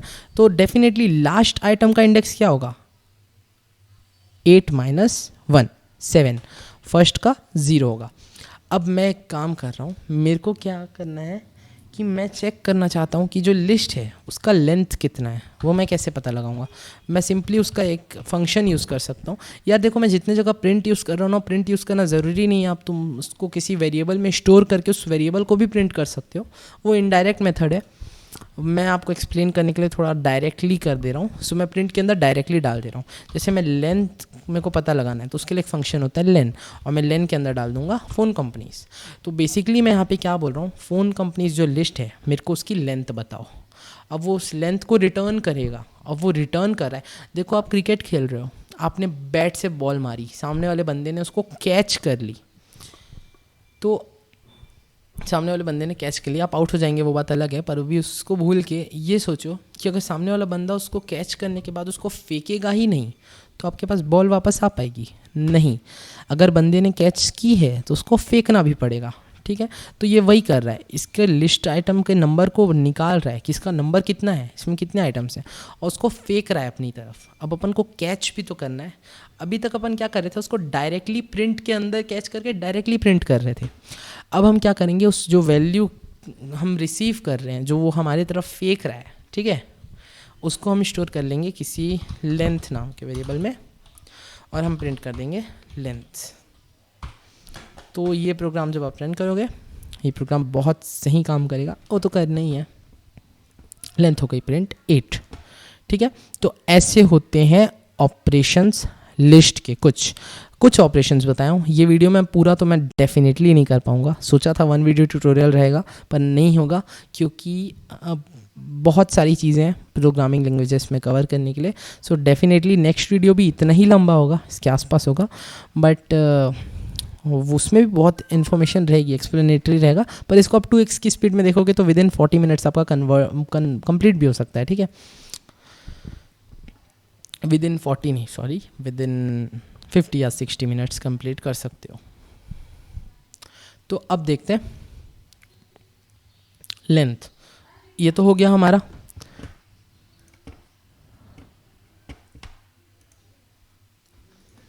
तो फ्रेंड्स अब ना लिस्ट का स्लाइसिंग देख लेते हैं। लिस्ट स्लाइसिंग, मान लो मेरे को क्या करना है, मैं करना चाहता हूँ प्रिंट।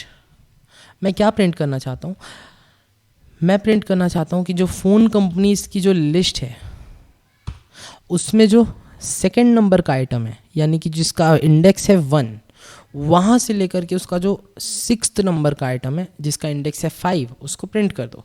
तो मैं बोला फ़ोन कंपनीज, और मैं यहाँ पे स्क्वायर ब्रैकेट के अंदर डालूंगा 1, यानी कि जो फर्स्ट इंडेक्स पे आइटम है उससे लेकर के 5th इंडेक्स पे जो आइटम है उतना तक प्रिंट कर दो। तो 1 से लेकर, कॉलन को आप ले लो, कॉलन का मतलब समझ लो, कॉलन इज इक्वल टू से लेकर, ठीक है।